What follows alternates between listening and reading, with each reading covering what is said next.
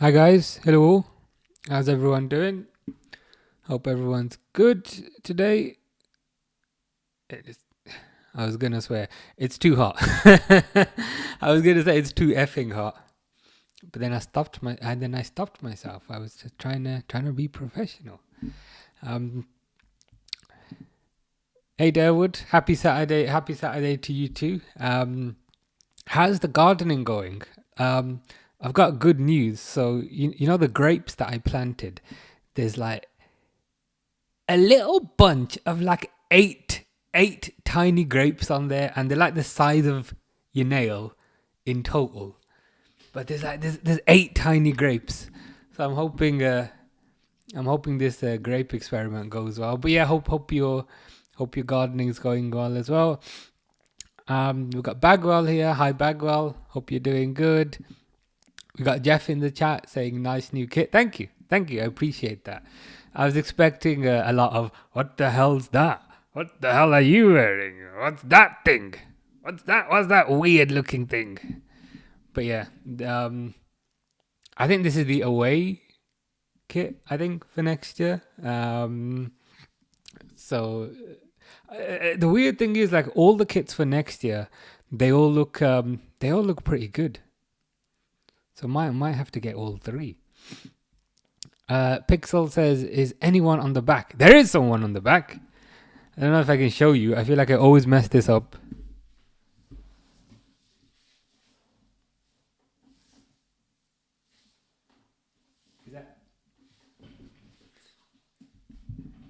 Big Ryan indeed.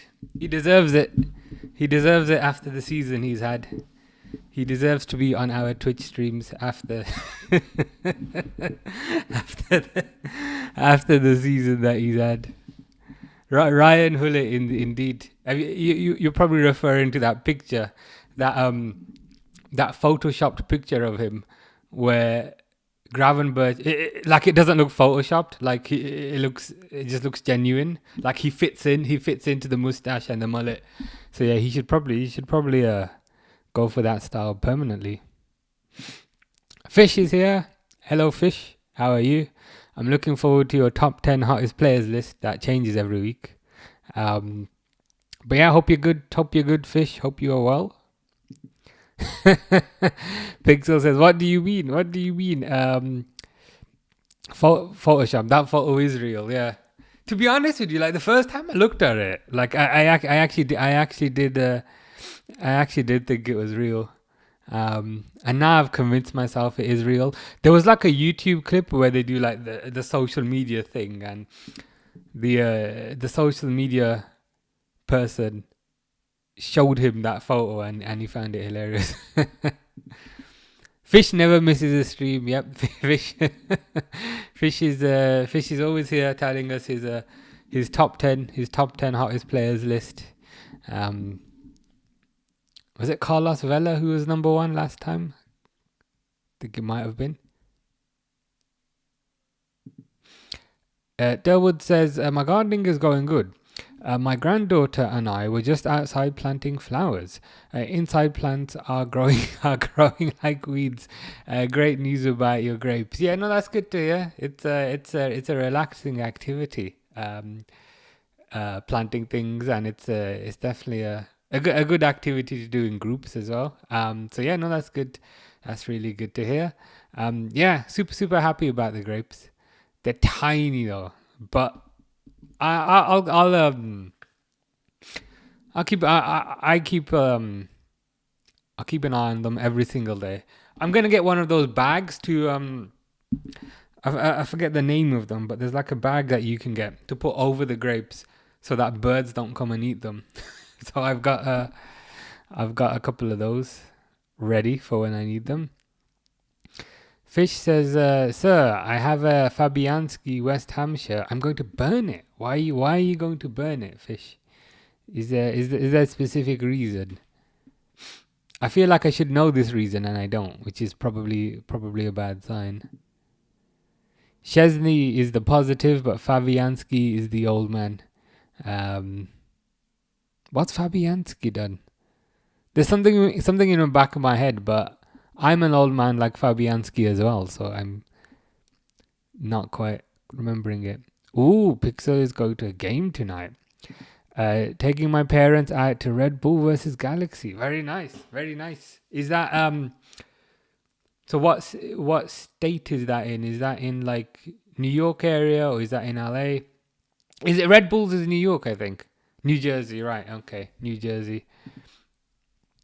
I think that's the other side, the left, the west side of Manhattan, I think, from what I recall. But yeah, no, it's very, that's good to hear. Let me know what it's like.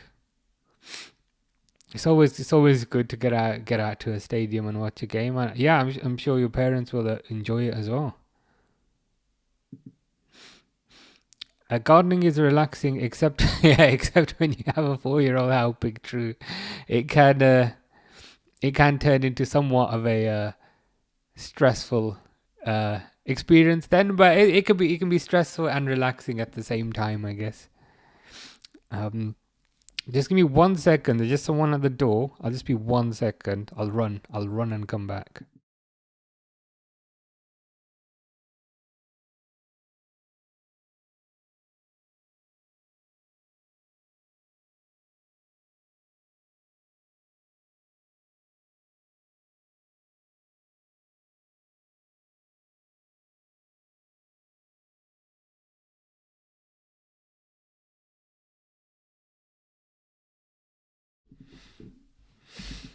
Maybe a few seconds. If I don't hear loud music, that beast, you're too quiet. What does that mean, Fish? Are you already on the narcotics? It's only 6:30 in Poland. Mac and cheese backwards, indeed. I've still never had mac and cheese, Fish.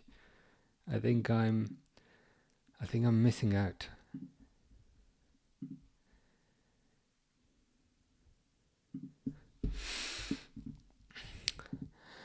Barry Allen says, "Hey, hello, Barry, fastest man alive. Hope you're doing good." We've got Barry Allen in the chat, and we also have Jay Garrick in the chat, which is, for anyone who watches The Flash, those are like two different flashes. Kane Undertaker 13 says, "Hi, thoughts on the Frimpong links? I'll just get to that just in a second. They're just doing the starting lineups for this.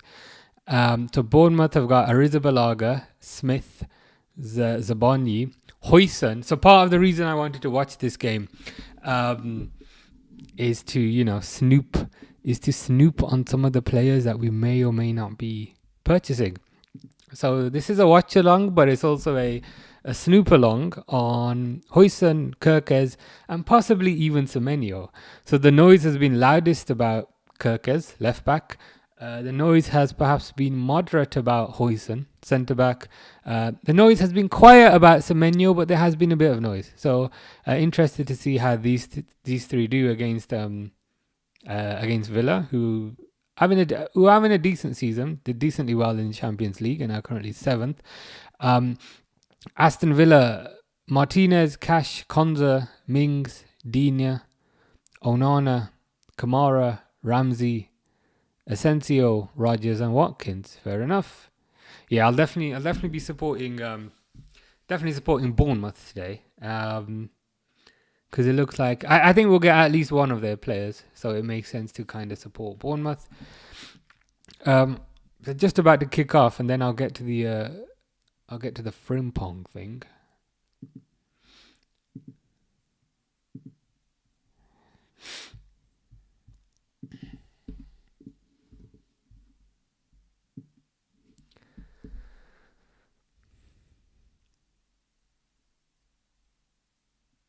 Iraola and what's its face?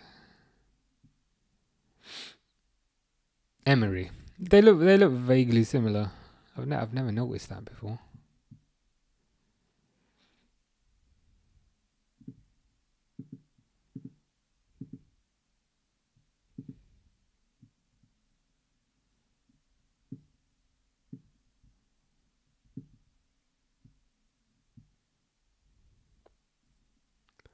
So it's Bournemouth kicking off. Bournemouth attacking from left to right. And of course, as always, they don't show the timer immediately, so then I have to guess. And I've put it on 5 minutes instead of 5 seconds. Oh, good.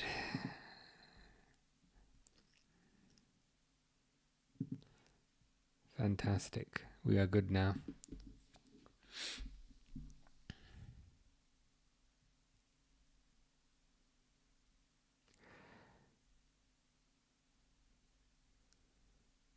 Yeah, Bournemouth pressing quite high from the start.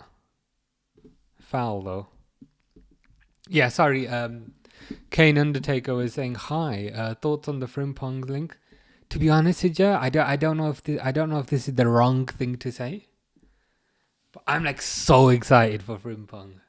I know that's the wrong thing to say, and everyone's like, "Oh my god, he can't defend. He can't defend. He's worse at defending than Trent is." But I'm like, dude, Frimpong is rapid. He's one of the fastest players I've kind of seen in a while. I think technically he's very, very good. From an attacking perspective, he's also very good.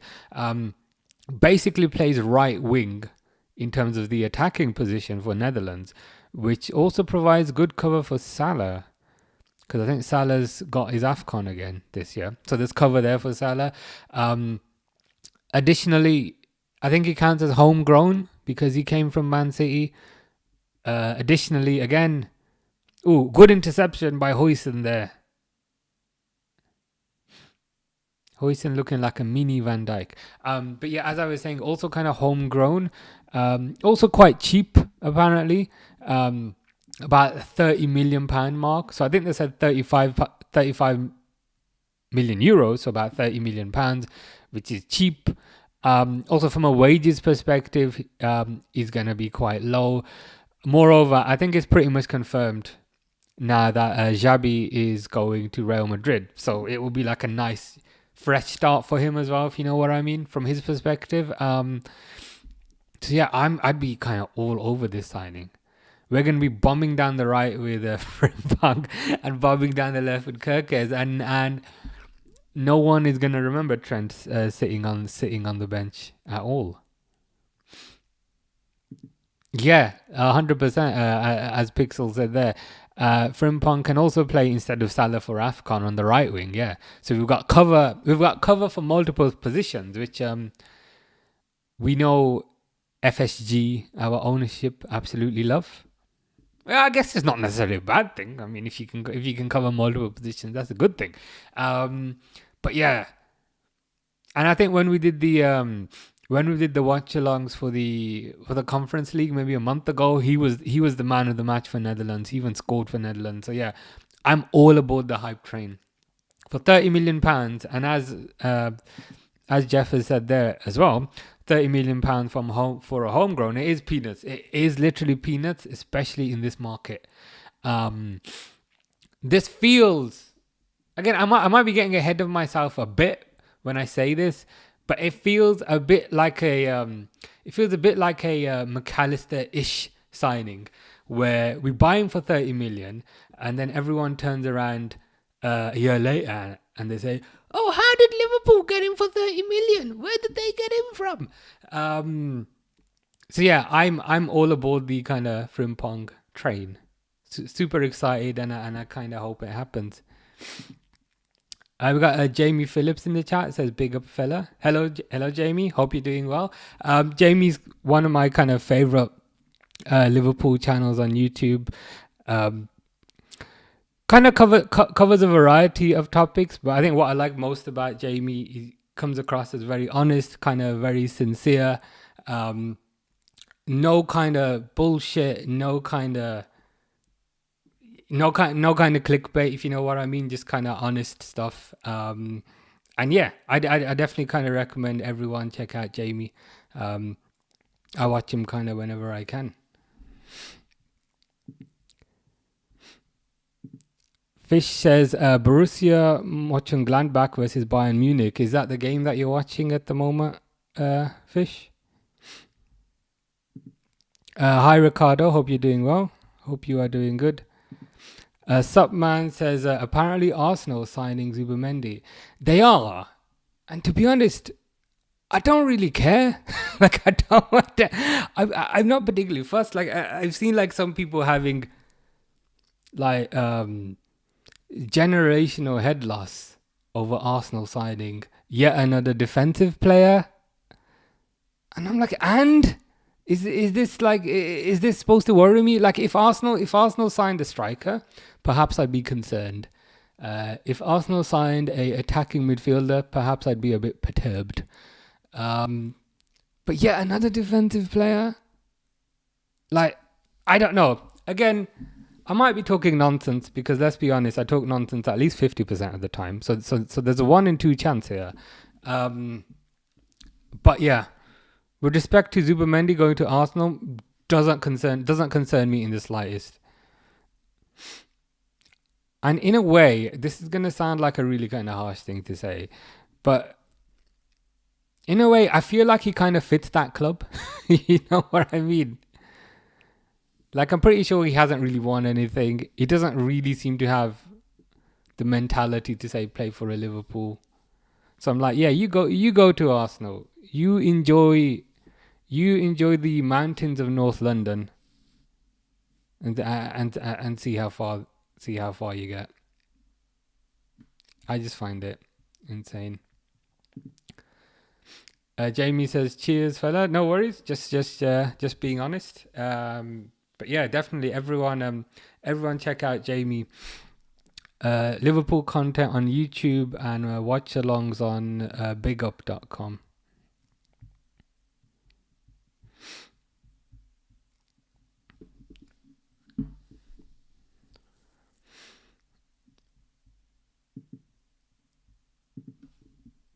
Foul on Mings, yeah. Oh God, players on the floor. I hope that's not Hoyson. I think it might be Scott.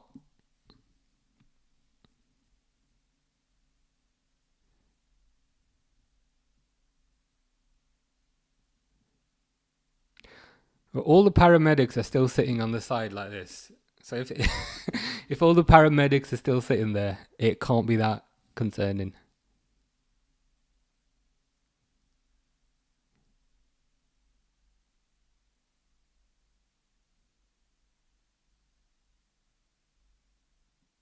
Yeah, Mings kind of elbowed him in the face, but to be fair, it looked like a bit of an accident.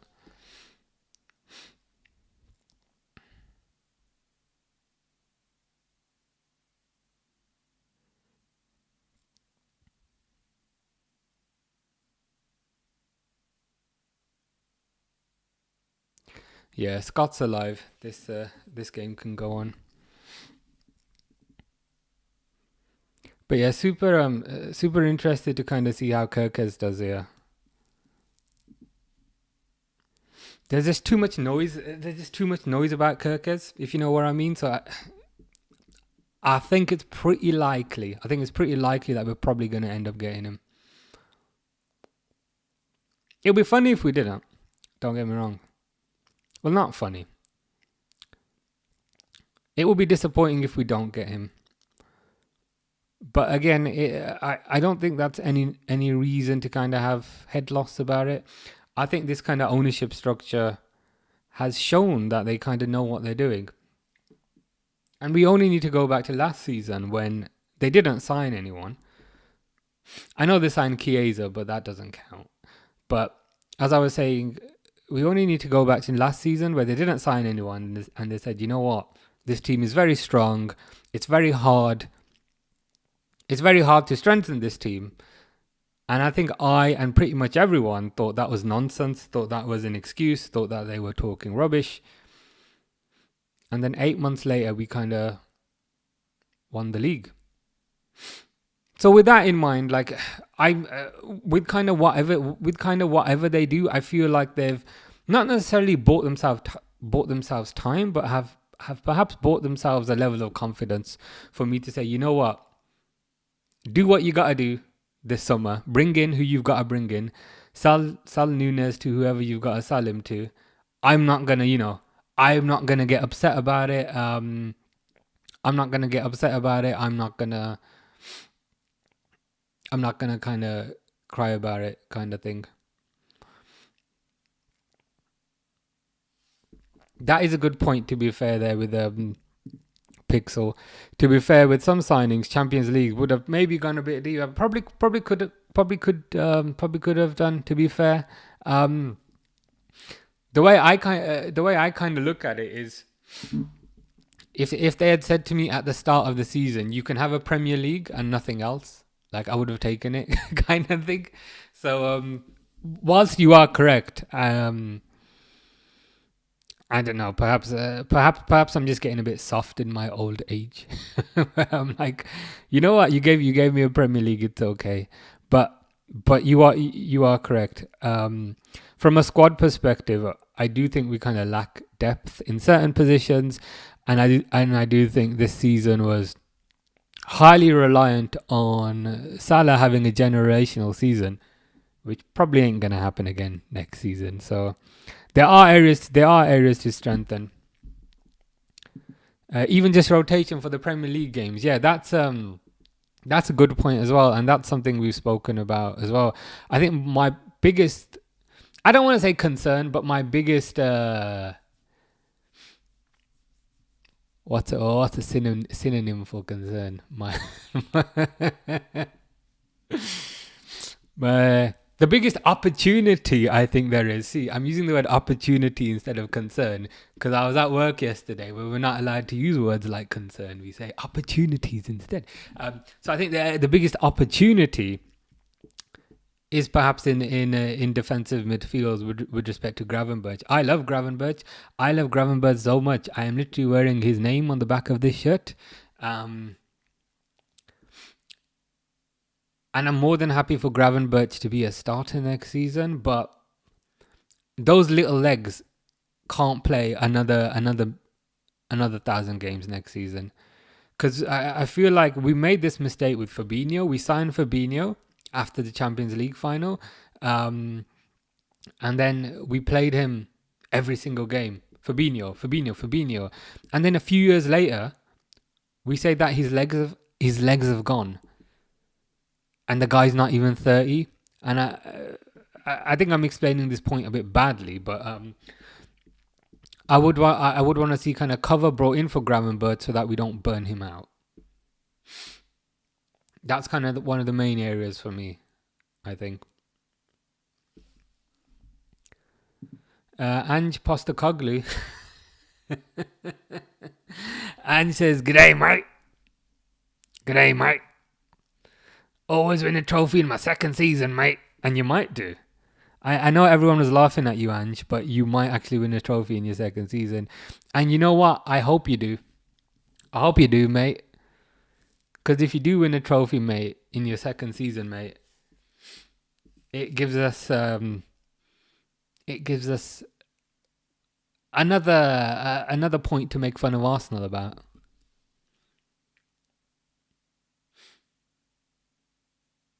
So yeah, I'm firmly aboard your train, Mr. Postecoglou.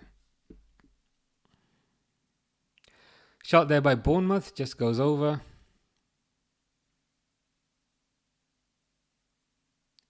Ooh, Villa through here. Kirkes defends it. Nice one, Milos. Carlos Vela says hi, which is super interesting, Carlos Vela, because we have somebody else in the chat who last week gave their top 10 hottest footballers list, and you were number 1, Carlos Vela. So I don't know if Fish can see this, but he'll be very happy. He'll be very happy to see Carlos Vela. Whatever happened to Carlos Vela? He was the bee's knees, wasn't he? Was he at Barcelona or something? Mexican player. Because I remember in like Football Manager, he was amazing. I'm just googling your work history, Carlos Vela. Arsenal. Oh yeah, he was at Arsenal, wasn't he? Arsenal, Real Sociedad, Los Angeles FC. For LAFC, Carlos Vela, you've scored 78 goals in 152 appearances. That's pretty good. That's a goal every other game. Carlos Vela says, "Oh, that guy Fish is my brother." That's good to hear. I don't know if this is also Fish, but I'll happily pretend this is two separate people.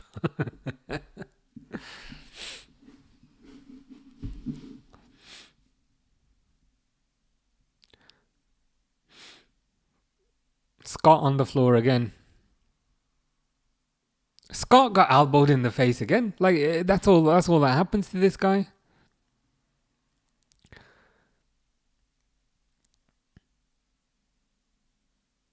Okay, they've replayed it now. The Villa player barely touched him, and he went flying. See, for me, if referees think a player dives, should be a booking. I mean, if you get a booking for just kicking the ball away, you should get a booking for diving. It just irritates me, man.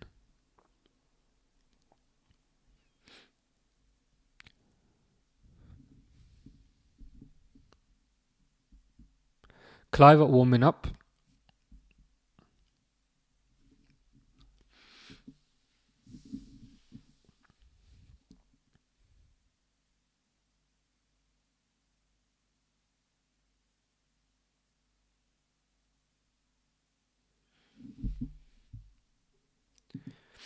Carlos Vela says, "Where am I?" Last I saw Carlos Vela, you were in LA.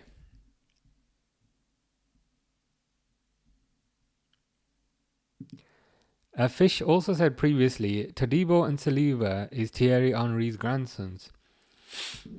Do you think if you mix the two, they look like him? I've never noticed that, but you might be onto something.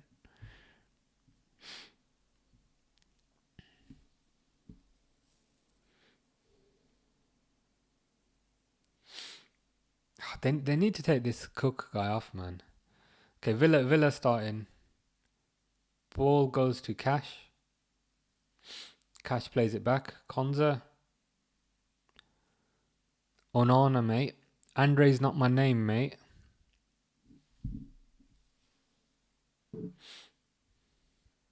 Asensio.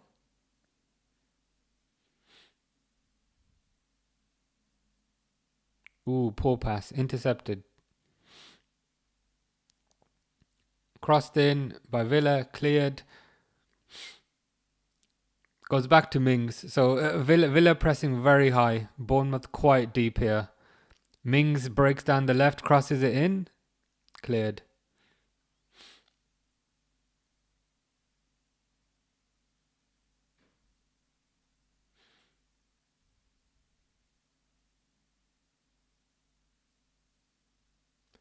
Tavernier. Evan Nielsen not wearing his earrings today.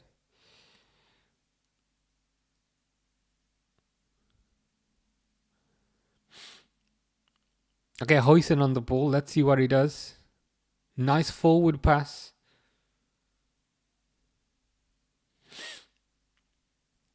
Huysen's got something about him. I don't know what it is. I mean, I know he looks assured on the ball, but I don't know if that's putting it a bit too simply.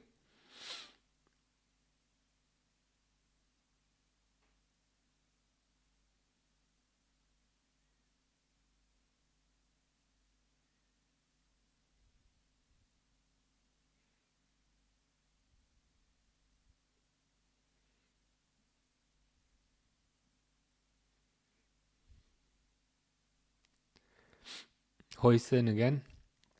Imagine if we get Huysen and Kirkers. That's pretty much the entirety of Bournemouth's left-hand side.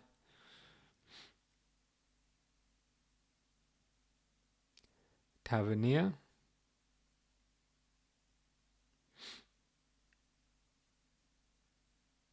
Ooh, saved by Villa.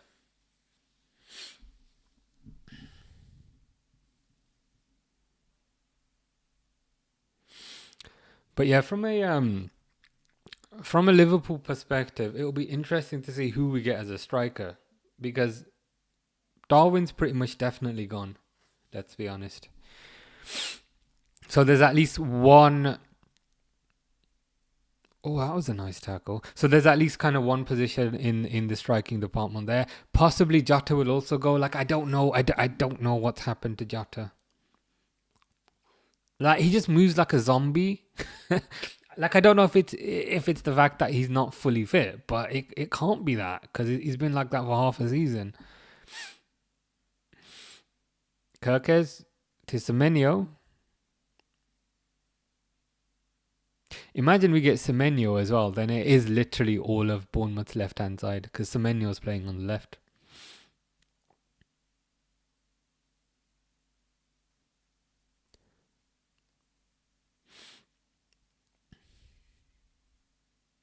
But yeah, as I was saying, Nunez is pretty much definitely going to go.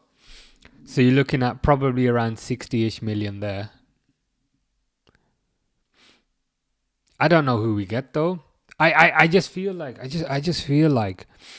it's not gonna be one of the obvious names. I think Isak is too expensive. He's too far out of our price range. 140 million.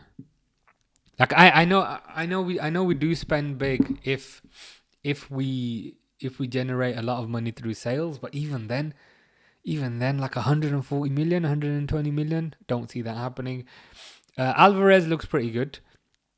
Alvarez reminds me of kind of Firmino to a certain degree, with respect to kind of how deep he comes to collect the ball, with respect to his kind of playmaking ability. But again, Alvarez is going to be expensive as well. He literally just went for 85 million last year to Atletico. And he's done really, really well. So he'd command at least that, but probably more. The only kind of chance we get, or should I say, the only chance we perhaps have of getting him for a relatively modest fee is if he, like, I've heard something that he might have fallen out with Simeone, and so Simeone wants to get rid. But I don't know how much truth there is in that. Alvarez, I don't think is going to happen either. Cunha's probably not going to happen either. He seems to be Man United bound. Well, he did seem like that a few weeks ago. We haven't heard much about that since. I reckon it's going to be some unknown guy, to be honest. Which, again, isn't necessarily a problem. If it's an unknown guy from some random small team, and he turns out great, fantastic. I don't care too much kind of what team he's from. I care kind of what he can do.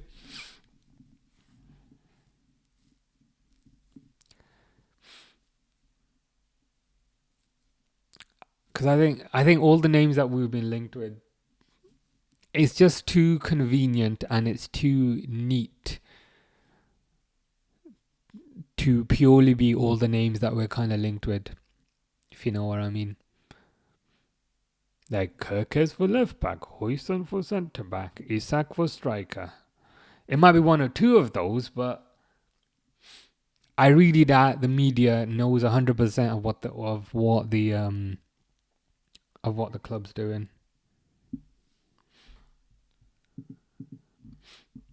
The oldest Japanese player.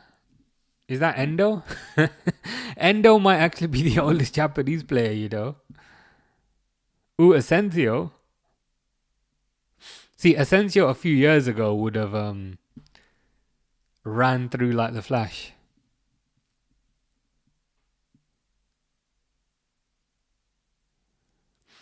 But unfortunately, Asensio these days couldn't quite run as quick as he used to, and then Bournemouth players just catch up with him. But yeah, why are you saying the oldest Japanese player? Are you talking about Endo? Or is there something else? See, all the things you say, Fish, I always have to Google them because I never know what you're talking about.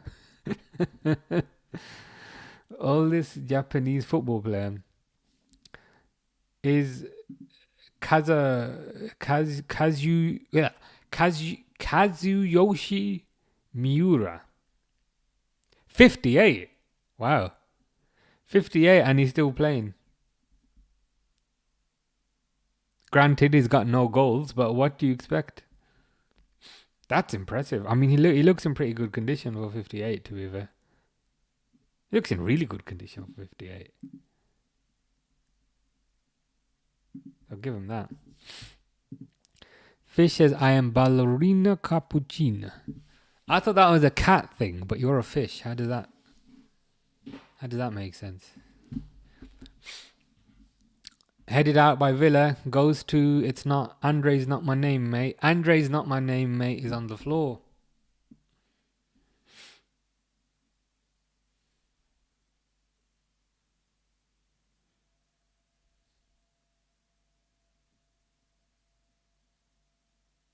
Andre's not my name, mate, gets up. Free kick to Villa. Luca Dean is going to take it. Let's see what Luca Dean can do.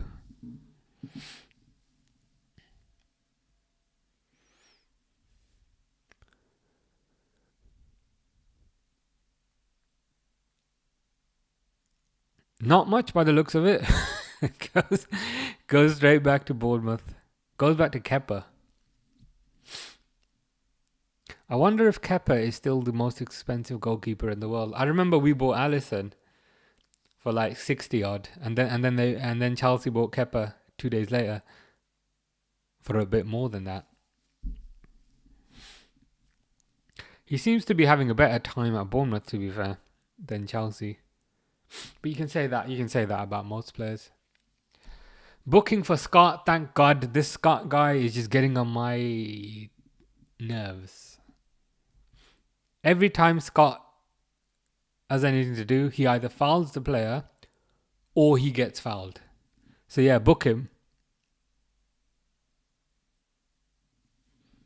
Book him and his stupid Scott Parker hairstyle.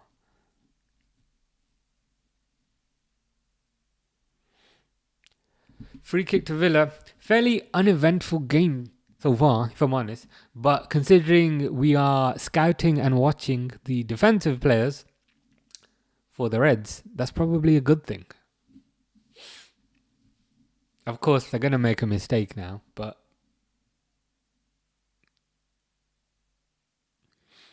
let's hope not. Kamara boots it back in. Ooh, Evan Nielsen gets fouled by Asensio.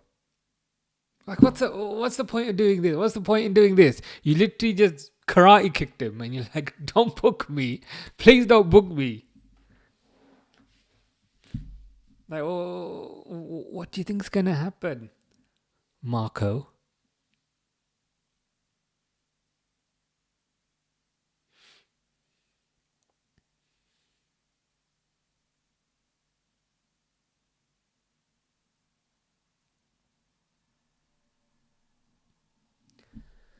Kepa taking this free kick.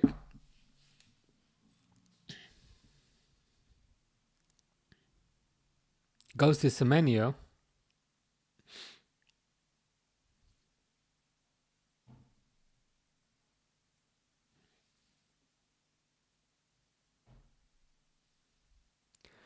Ooh, goes to Evan Nielsen.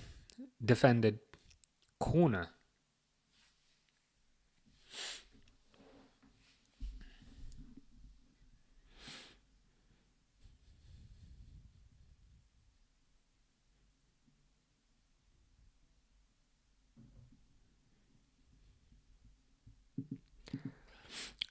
Dean Smith in the chat, who is a fan of Liverpool shirts, says, have you got a number on the back of your Liverpool shirt? I do, Dean Smith. This is a new one. This is a new shirt, which is why I haven't shown it to you before.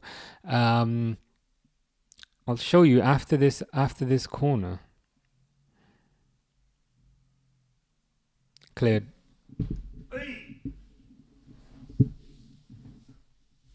I don't know if you can see that.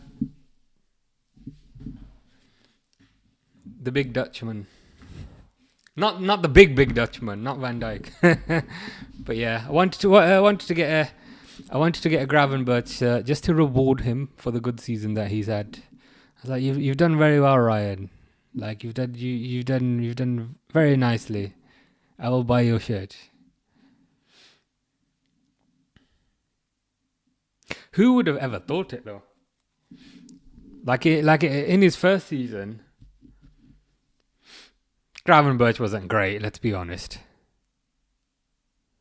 I appreciate that was under a different system and under a different manager, and he just moved to a new country. He just moved to England after just moving to Germany before that, which can be disruptive for someone who's still 20, which is still basically a teenager. But who would have thought a change of manager and a change of position could completely reinvigorate a player? He's probably not even one of, he might be my favourite player in the team, you know, which is why I get a bit butthurt when I see kind of prospective 11s for next year and Gravenberch is on the bench. I'm like, why? He's literally been integral to us winning the league. I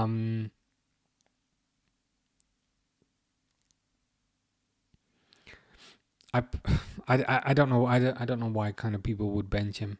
Like I've seen lineups where people are putting Zubimendi and they kind of bench Gravenberch.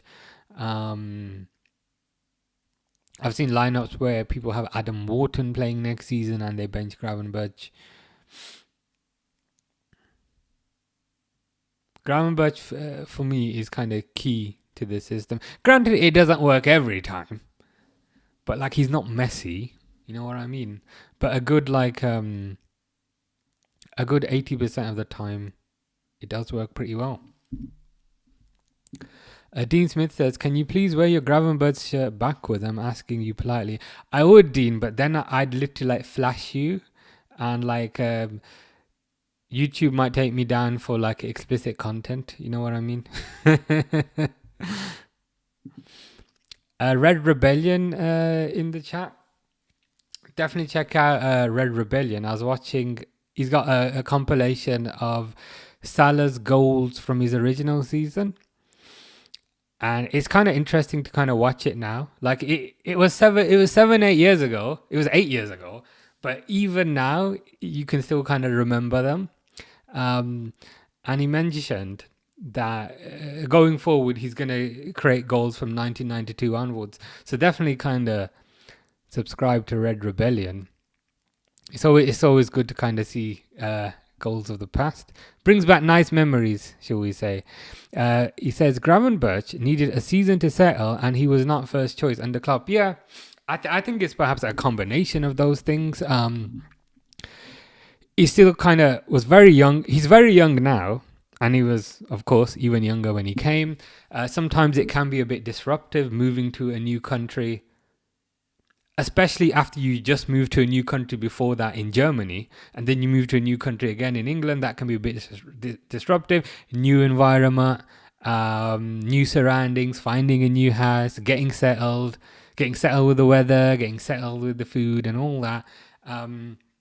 So I think that was perhaps a bit kind of disruptive. And he was not first choice in the club. True, he wasn't first choice. He was a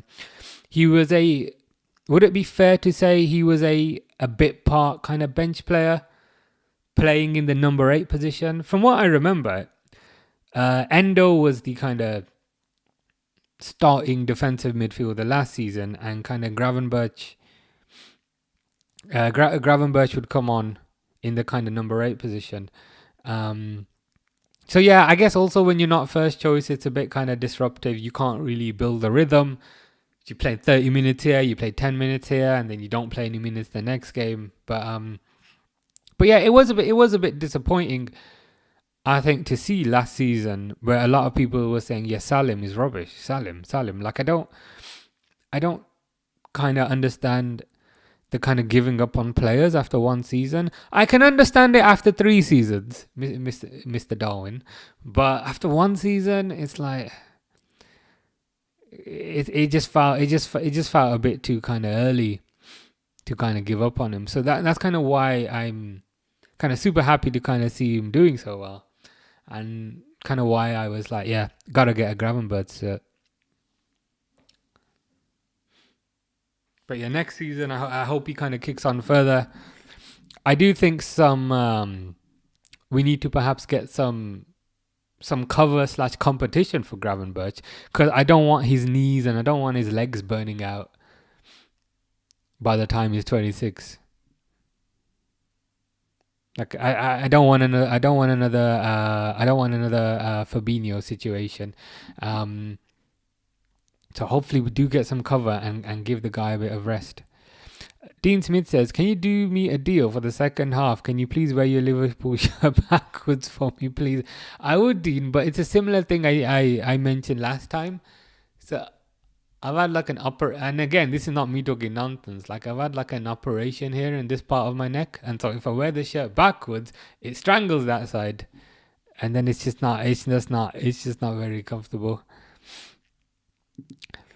Red Rebellion says, are you excited about the summer window and which player do you think are on the chopping block? Oh, that's a good question. That's a very good question there. Red Rebellion. I am excited about the summer window. Part of the reason for that is I've got a feeling that this will be the biggest summer window that we've had in many years. I appreciate it's very easy to say that considering last summer window we bought nobody, so of course the next one's going to be bigger. But I think this will be the window where kind of Hughes and Edwards put their stamp on the team to say this is our team, because what we have right now it is essentially still a Jurgen Klopp team, and there's nothing wrong with that. I mean, in many ways it's a good thing because it won a league title, right? But I think from I think people in senior positions, to be successful in a senior position, I think you have to have like a level of arrogance about you. And I think from a arrogant, and again, I don't say arrogance badly, but I think from an arrogant perspective, they're going to want to put their stamp on the team, say this is our team. And obviously to do that, there's going to be lots of changes. In terms of players on the chopping block then, well, Trent is obviously going to go on a free. Mr. I am so sad to be leaving this club. It means everything to me. I couldn't watch more than 3 seconds of his announcement. But yeah, Trent's going to go. Kelleher's going to go, which is unfortunate because I really like Kelleher. I think I know there's a tendency amongst kind of football fans to say, oh, our player's the best in the league. Our striker's the best in the league. But I truly think Kelleher's the best, like, second place goalkeeper in the league. But yeah, I think Kelleher's gonna go because he's gonna want first team football. I think Tsimikas is also gonna go because I think they're going to strengthen the left back position. So I think they'll sell Tsimikas because they can get money for Tsimikas. Whereas with Robertson, they'll probably just let his contract expire because I think he's got maybe 1 or 2 more years left. So I think Tsimikas will go. I think Elliott might go. I think Elliott might go if they get the right amount of money for him, which I think is unfortunate because I really like Elliott. I really like his attitude. I really like his ability.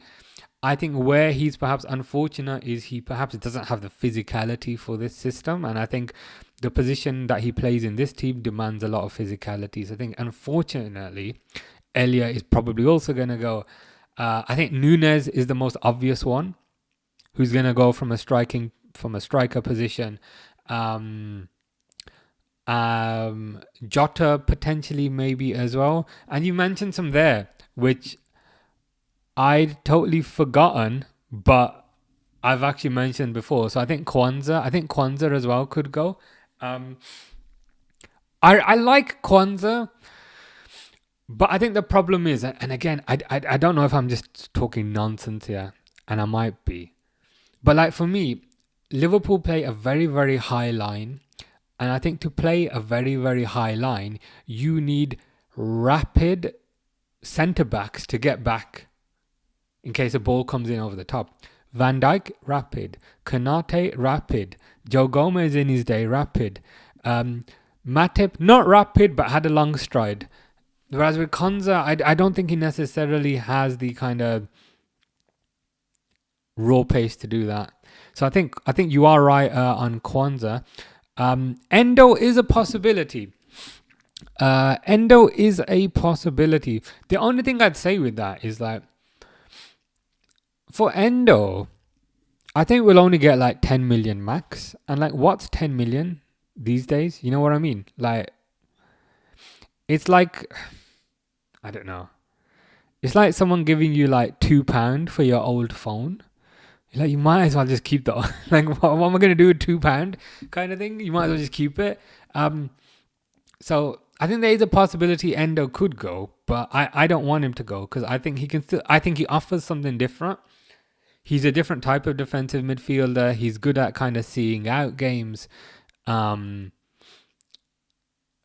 on low wages as well. He's got a good attitude as well. From a commercial perspective, it's good to have him. You know, shirt sales, Japan, all that. So I'd like to see him stay, but you might be onto something. Kelleher, yeah. Simikaz, yeah. Chiesa is another one. I'm just like confused and curious as to what the whole Chiesa situation is. You know what I mean? Like, why is Chiesa not playing? Because when he does play, he looks alright. Like, he looks decent. Or at the very least, he doesn't look significantly worse than some of the other options in that position. So I think you are correct on Chiesa. Chiesa will probably go for a small profit. But I'm just curious, like, why is he not playing? Like I was saying, like, on another stream, like, I think he's got like pictures of Slot with hair or something, and like he's like blackmailing him. Because like, what is the reason? What is the reason Chiesa's not? But I think Chiesa could be another one, and potentially also Jota as well. I think one more forward will go. Nunes definite, and potentially one more, which could be Jota. Jota has been my favorite, or one of my favorite players for the past few years, but I don't know what it is. He's playing like a zombie this year. Like, he's late to the ball. He doesn't seem to have the pace. He's just playing like he's half asleep, like he's hungover. So I think Jota might go. Red Rebellion also says, for me, I hope we get Frimpong. I was talking about Frimpong for a good five minutes at the start. It was this guy here. Kane Undertaker 13 said, hi, thoughts on the Frimpong link. I'll be honest. I'm so excited about Frimpong.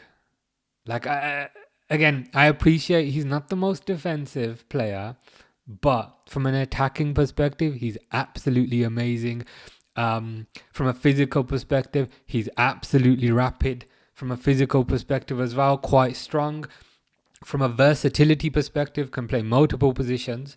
So for the Netherlands, he actually plays right winger, which to me says, oh, Asensio just hit the post, but it goes out. But yeah, from a versatility perspective, he can play multiple positions, right winger. From a financial perspective, he's going to be on low wages. From a financial perspective, he's going to command a low transfer fee because he's got like a £30 million release clause. And also, you could say from a financial perspective, he's homegrown. So just look at all the benefits. Financial, low fee. Financial, low wages. Financial, homegrown. Technical, very fast. Technical can kind of play multiple positions. So yeah, I'd kind of be all over Frimpong.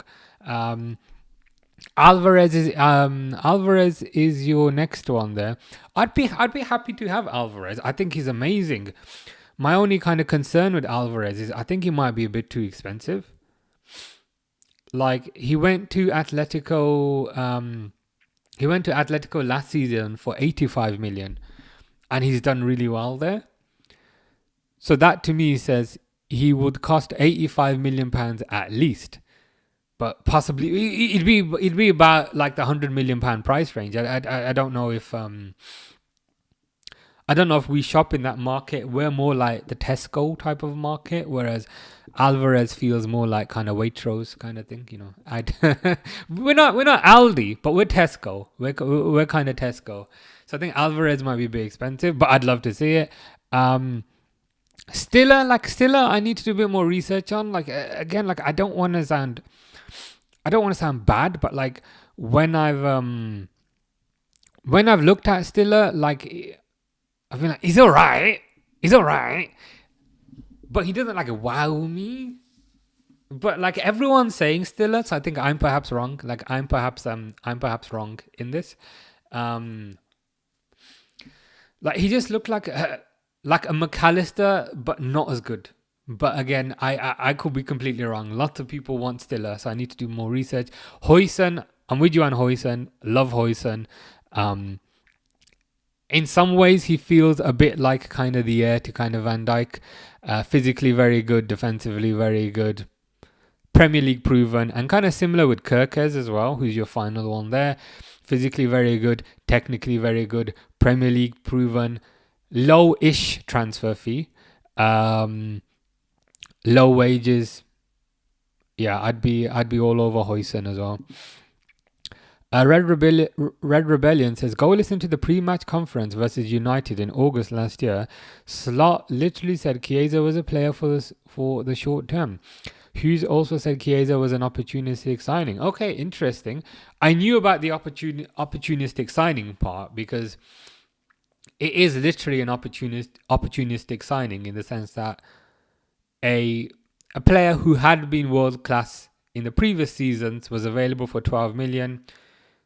Partly kind of due to injuries, partly due to perhaps other reasons. So yeah, it was when we signed Chiesa. Even I was saying, yeah, you know what? That is 100% opportunistic signing.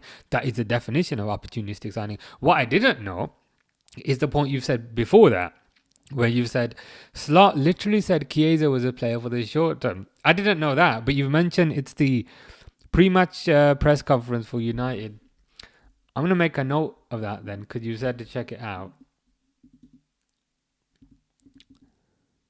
Pre-match conference United. I'll watch it tonight. Cause that one I don't remember. Okay, the short term. It must have been the short term then, if it's like 5 games. Red Rebellion says could be we signed him because he was cheap and we would swing him more for what we paid. Yeah, we're literally using him for money laundering. Money laundering it to make a profit. I used to do that in like Football Manager back in the day. Like, you know, you could in January you could filter by free signings. The top 5, I'd sign them for a free, and then not pay them, and then sell them for like 30 million, and that's how I'd make loads of money.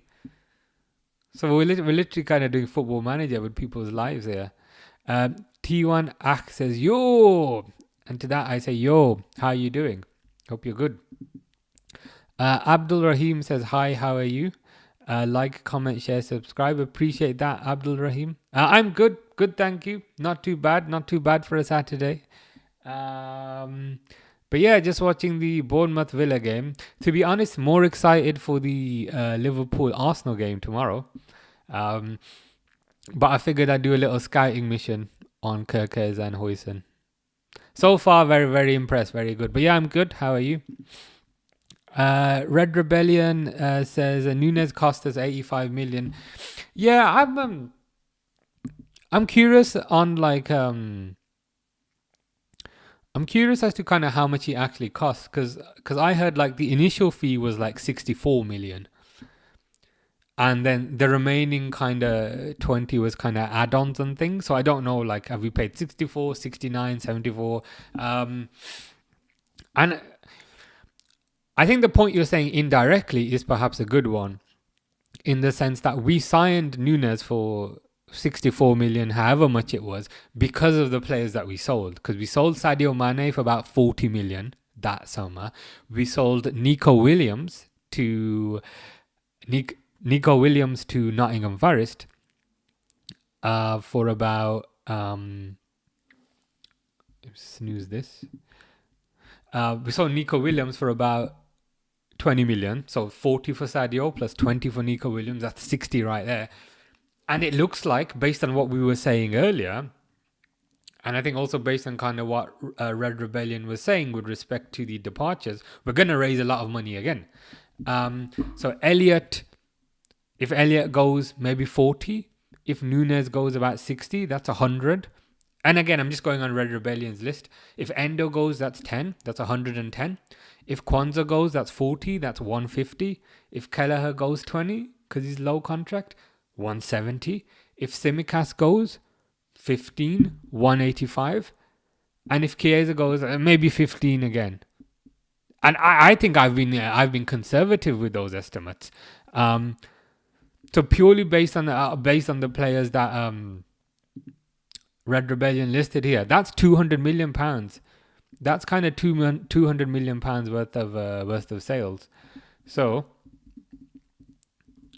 if we raise 200 million, then we might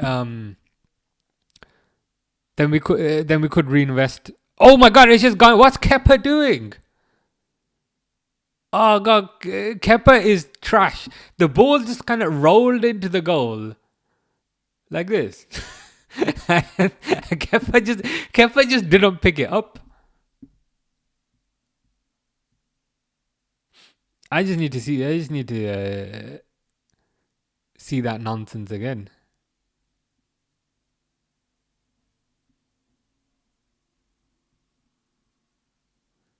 I'll wait for them to celebrate. Scheme 1 says, who do you think will win El Clasico tomorrow? They're just replaying the goal, Scheme 1. So it's crossed in by Morgan Rogers.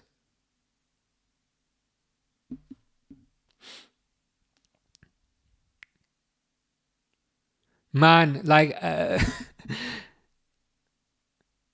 Ariza Balaga was beaten by a cross. Oh, to be fair, Watkins did get a foot on it. Watkins did get a slight deflection on it. When that went in, because of how they show the camera, you don't see the slight deflection. And I was like, did he just get beaten by a cross? But now Watkins tapped it in.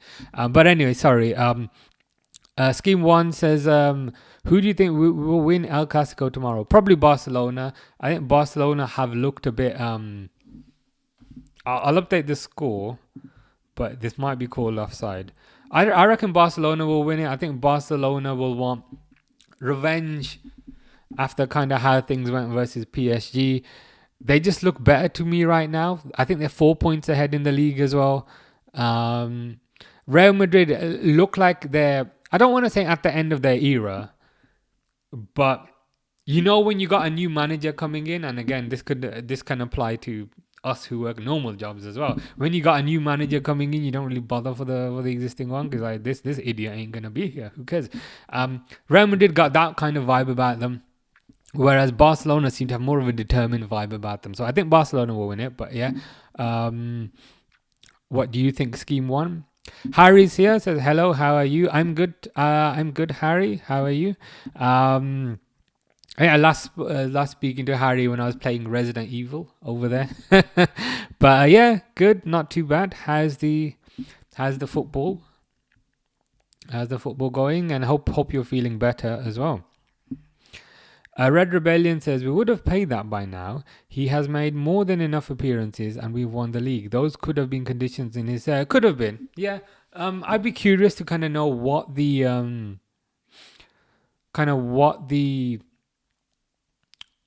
of conditions were, because apparently we're not playing him at the moment, or we're not starting him at the moment, because if we start him one more game we have to pay 5 million. Perhaps it's somewhere in the middle, like 64 million. 64 million was the initial fee, and the max was 85. Maybe it's 75. Maybe it's 80. Kind of who knows. Scheme 1 says Flick says Levy and Bolde won't start, possibly second half appearances. Interesting. I still think you win. I still think you have kind of Ferran Torres. You still have Rafinha. You'll still have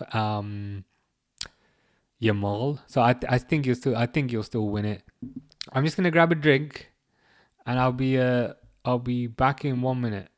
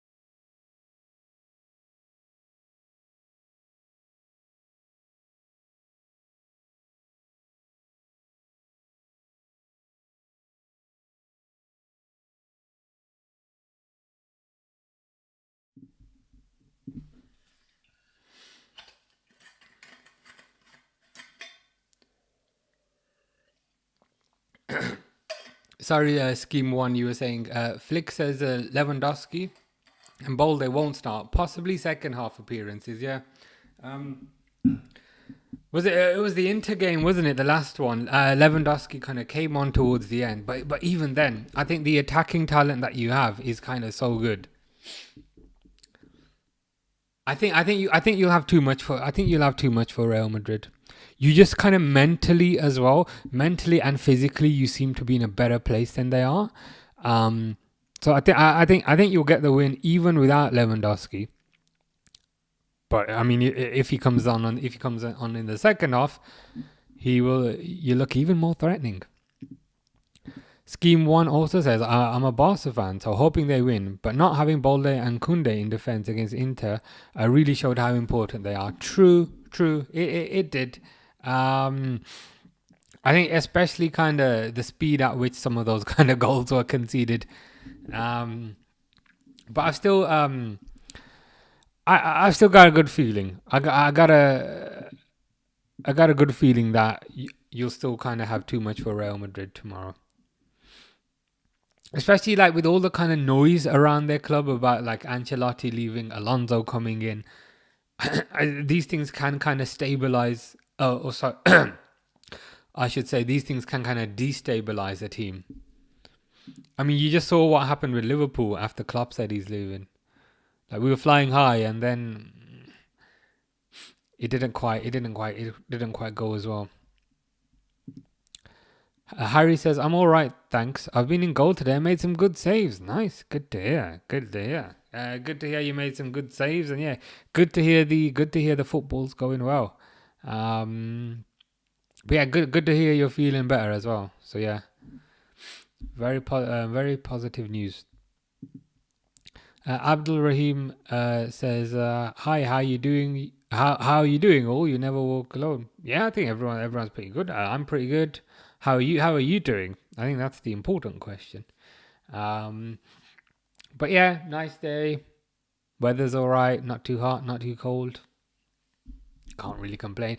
Absolutely starving though, because I ate a bit early. But I think I can hold on for another 45 minutes. Red Rebellion says, news has it that Alvarez was close to joining us last summer, but City wanted too much money. Plus, they wanted us to include Diaz too. If that's the case, City made sure he was not coming to us. Yeah, I heard something about that. We were kind of... we did have a level of interest last season, but they wanted money, they wanted kind of Diaz, and we told them nah. I was going to swear. F off. And I think also last season there was this whole notion about kind of Slot wants to assess the squad, which I can understand the importance of. And I think additionally, last season we had all these international tournaments, so players were coming back late. Slot didn't really have much time with the players, so I think from that perspective as well, they perhaps didn't want to take any. I don't want to say unnecessary risks, but any sharp risks when the manager ain't even seen the players, if you know what I mean. But I think now that Slot has had a year with the players, we can clearly see which ones he likes and which ones he doesn't like. It could happen. I think it could happen. But that's mostly because we went through the sales earlier, and as we were kind of tallying these guys up, if I can find them, these guys here, as we were kind of tallying those up, it came to about 200 million. So like, look, if we raise 200 million in sales, plus FSG will probably put a bit on top, not a lot, but like 50 million on top, then it's a possibility. Red Rebellion also says, with Atletico having an interest in Núñez, a deal is possible. Yeah, perhaps kind of some sort of part exchange deal. Some sort of part exchange deal where everyone's happy. I don't know what the terms of that would be. Perhaps Núñez plus 40 million? Or is that a bit cheeky? Núñez plus 50 million is perhaps It's perhaps more along the right lines. Nunes plus 60 would perhaps be the upper end of the price bracket that I would perhaps go to. Any more than that, then we're probably getting ripped off. But yeah, I think Nunes plus 50-ish. I think Nunes plus 50-ish is perhaps a fair deal for everyone. But yeah, let's see what happens. It will be an exciting window. Scheme 1 says Atletico Madrid just paid what, 120 million for Alvarez. I think it was 85 million pounds. I can Google it for you. I think it was 85 million pounds. I'm just Googling it.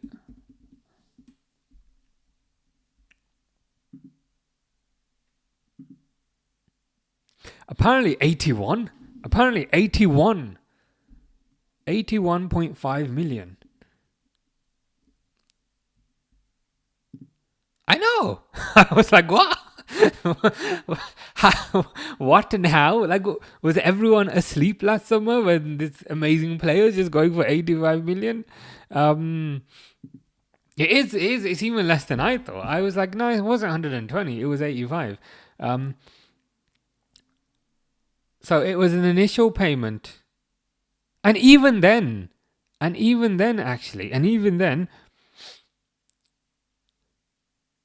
what is the source for this? Because like, it's Sky News. Even then, it says the initial fee is actually 64 million. So just 64 million. And then the extra 20 is potential and add-ons, which is pretty wild. And just onto your kind of previous point there, Scheme 1 said, I'd say Nunes plus 60, 70 would get it done. It would get it done. I think that would perhaps be a bit...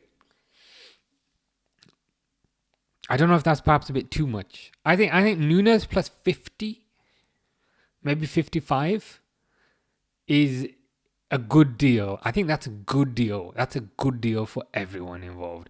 Atletico Madrid can buy a lot of defenders with 55 million because that's what they love doing. But that to me seems fair.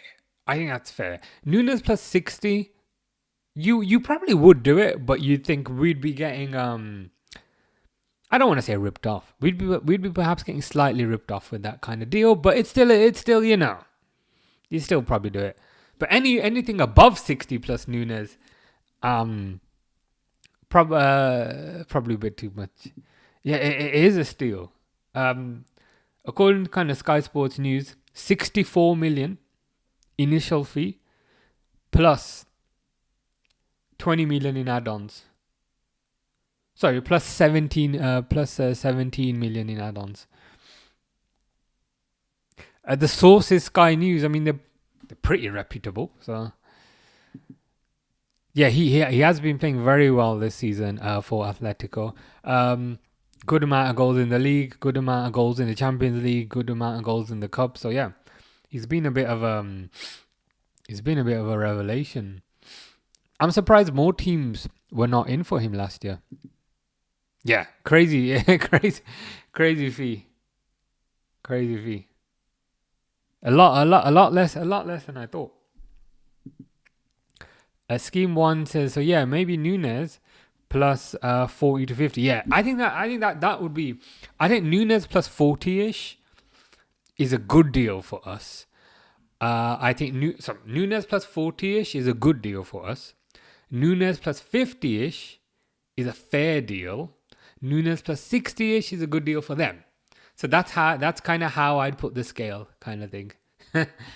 So the Nunes plus 50 is probably like a fair deal, I think. Scheme 1 says, I wonder when Griezmann is going to leave. Probably when he's dead. And then when he dies, he will find a way to resurrect himself and come back. Abdul Rahim says, give Darwin Nunes for free. He isn't good enough. Yeah, I hear what you're saying, Abdul. There have been times, I will admit, I may seem very mature and very sophisticated in this moment, But there have been times earlier in the season where I've been swearing profanities at the screen saying, just release him for free. I can't take this anymore. So I understand. I understand where you're coming from, but realistically, he's still Uruguay's starting striker, and I think realistically as well, I think on the continent, I think he's still got a pretty good reputation. So even though I have said that, and even though I have screamed that at the TV before, just release the guy for free, I think we can get a decent amount of money for him. And I think in addition to that, he's got a fair amount of time to run on his contract. Second half just started. I'll just reset the timer, which I haven't paused. 45. Clivert's coming on. I don't mind Clivert. I used to watch his dad play, Patrick Clivert. That shows you my age. But yeah, I think Nunes still got a significant amount of time to run on the contract.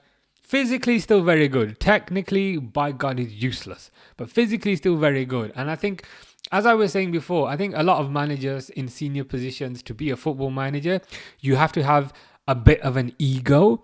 And I think a lot of these egos will say, I think I can turn him around. I think I can unlock him and make him into, the next Lewandowski or whatever. So I think people will take a risk on him, and we'll get a decent chunk of change. Nobody will quite turn him into Thierry Henry there. But I think at this point, a move will be good for him, good for Liverpool. Red Rebellion says, it depends how much they are willing to pay for Nunes. Yeah, it depends how much they're willing to pay. And I think it also depends kind of what we're asking for Nunes.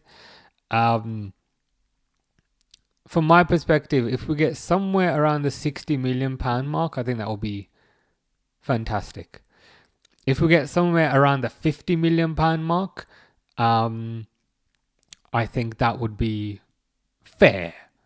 Anything less than that, we're perhaps getting ripped off, but we might still take it. Second half just started. I'll just set the timer.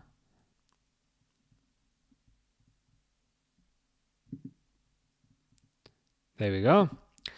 So Bournemouth attacking right to left now. But we are more interested in Bournemouth's defenders here, because this is a scouting mission. Oh God, Kamara, edge of the box. Goes wide. Scheme 1 says, do you have a favourite team in Italy? Not really, to be honest. I find it hard to kind of support more than one team, if you know what I mean. And that even like extends to like when the national teams play. Like I find it quite hard to get behind like a national team. Like I'll watch it, but I find it hard to really support a national team or like a team in the other leagues. But yeah, I wouldn't say I have a favorite team, but the flip side to that is I also wouldn't say I really hate anyone. You know what I mean? I'm just lukewarm. Like I'll watch it if it's on kind of thing. But how about you? It sounds like you may have a favorite team in Italy.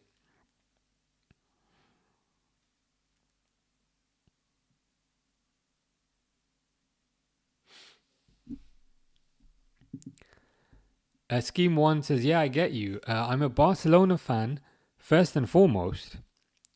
But Napoli fan second because of family reasons, but I don't watch all the games. Fair enough. Makes sense. So you got like your main team, but kind of for family reasons, there's perhaps an attachment to Napoli. All good. Ooh, Kluivert there. Kluivert beat two players in the box, and instead of just taking a shot, he tried to beat the goalkeeper as well. It's almost as if Kluivert did the hard work, but didn't want us to smack it in the net. Here's Morgan Rogers on the ball. He's another player who's been linked with Liverpool. A lot of Liverpool fans seem very big on Morgan Rogers. I mean, he's alright. He's alright. He's alright. He's okay. Wouldn't be my first choice by any means. But if he's cheap, might be worth doing it. Sumik35 says lucky title win. You know what? I'd take another 500 lucky title wins if it annoys people this much. And if anything, I hope next year's title win is even luckier. I hope we win it by 1 point. No, I hope we win it on goal difference. And I hope the goal is a goal that should have been offside. So yeah, I don't think it was lucky enough. It needs to be more lucky to annoy more people. Fish asks, who just scored? It wasn't just scored, Fish. So you've been asleep again. So who scored? It was Watkins. It was like a cross, a kind of cross came in. A cross came in. I think it was Morgan Rogers, and then Watkins just kind of tapped it in, and it went in. Scheme 1 says, what's your opinion on the whole Osman situation? Where do you think he'll go in the summer? It's a bit of a bizarre situation, to be honest. Like, I don't know kind of why and how he ended up at Galatasaray in the first place. But like, I'm not too sure, to be honest. I find the whole situation a bit perplexing in terms of where he'll end up. I think he could end up in the Premier League, but because he's a big name, I don't see Liverpool signing him, and that's not an insult. In some ways, that's a bit of a compliment. But because he's like, he feels like more like a Chelsea or like a Man United. You know, Man United's scouting department is just like whoever has the most points on FIFA. So I don't see Liverpool signing him. He could go to Spain. He could go to Chelsea. He could go to Chelsea or something, I think.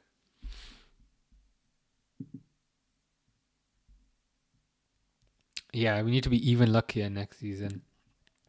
Sumik says overrated manager won't win. I agree. He's the most overrated, like useless, bold manager ever. So if nobody else can look at him because he's overrated, that'll be perfect. We need to push the narrative that he's overrated, because then when he asks for a new contract next year, it will be on low wages because everyone thinks he's rubbish. So yeah, overrated manager, Dutch fraud, lucky Premier League, lucky Eredivisie. Yeah, very overrated manager.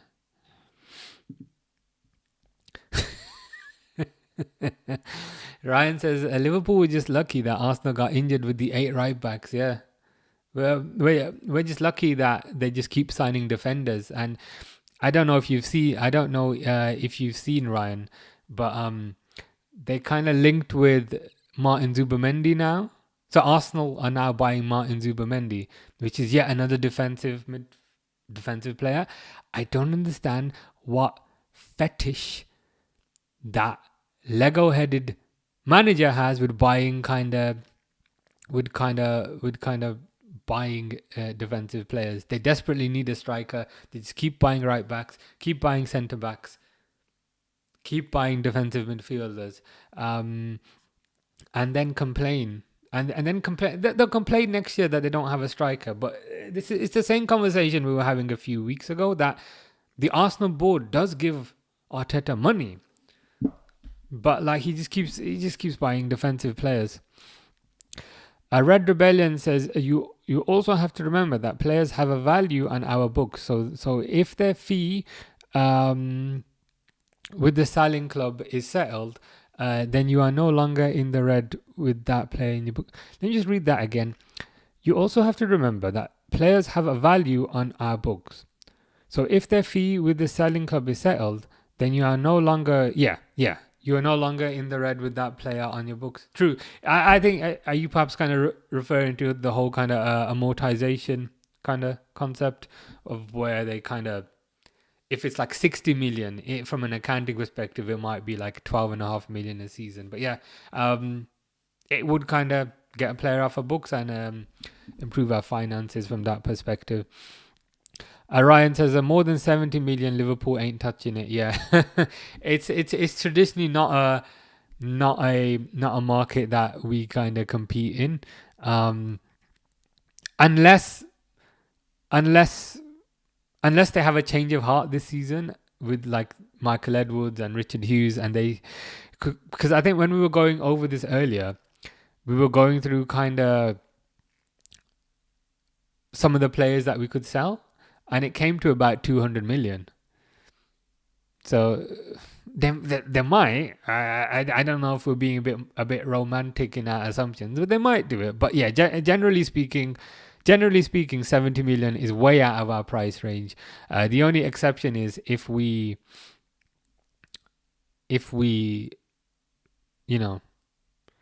sell a lot of players, they then might reinvest it.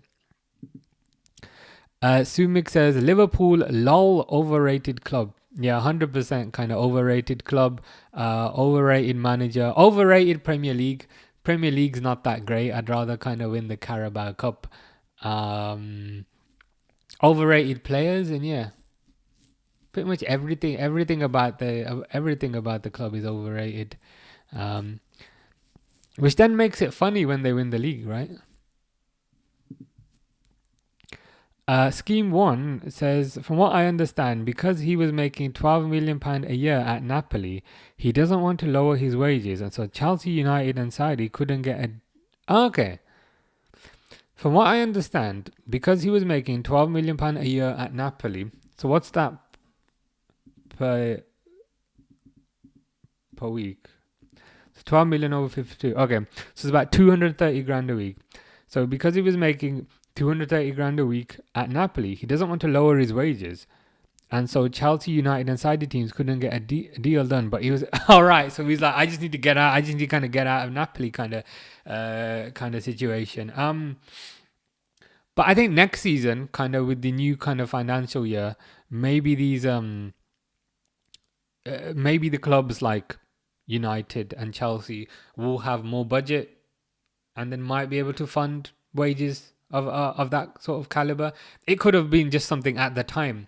I think at the time when kind of Osimhen went, United had already bought so many players, and Chelsea had bought every 18-year-old player with a pulse, so they couldn't really spend anymore. But I think with the new year, kind of budgets reset and financials reset, maybe they'll be in for him. Fish says, name me seven non-English West Ham players. Why do you always set me these quizzes, Fish? Fabianski, is he still West Ham? Mikel Antonio is Jamaican. There's two. Jared Bowen's English, can't say him. Souček 3.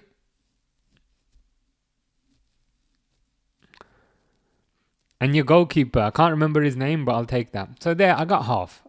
That's all right.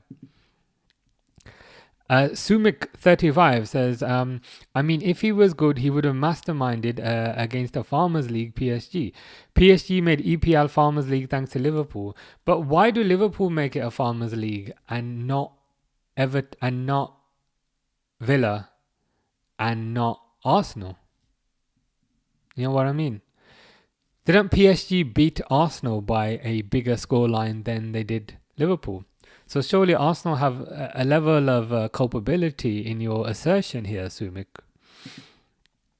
Ryan says, not going to lie, I would like to see Liverpool just spend big bucks for once in the summer.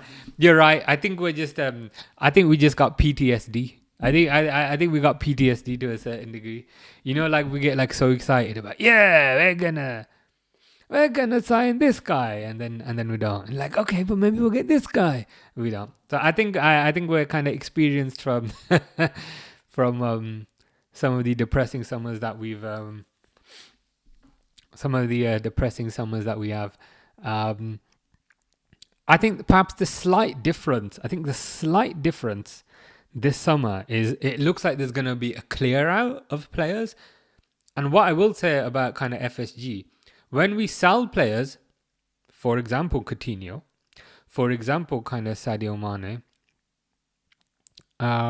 for example, Nico Williams, when we sell these players, they do let us then, let us is perhaps the wrong terminology, but they do, they do allow us, same fucking word, they do allow us to then spend the money when we sell players. So I think the reason why this summer might be different, and of course I might be completely wrong, but it's because we're going to